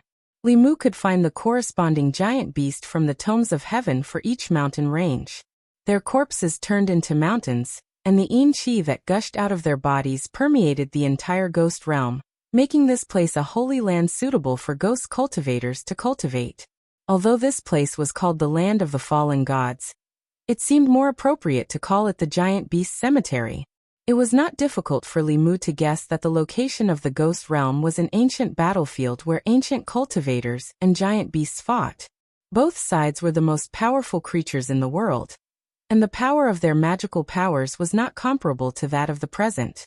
Not only did the battle cause the fall of countless cultivators and giant beasts, but it even caused the space to collapse. Ordinary space cracks could be repaired by themselves. 10,000 years had passed, and the space here was still unstable. Li Mu could no longer imagine how fierce the battle was 10,000 years ago. If such a powerful giant beast existed in the present world, the human race and other races would not have been born, including Li Mu. Everyone on the continent of the 10 continents was enjoying the shadow of their predecessors. Seeing the giant beast's corpse in the ghost realm finally verified the scene that Li Mu saw in the tomes of heaven a long time ago.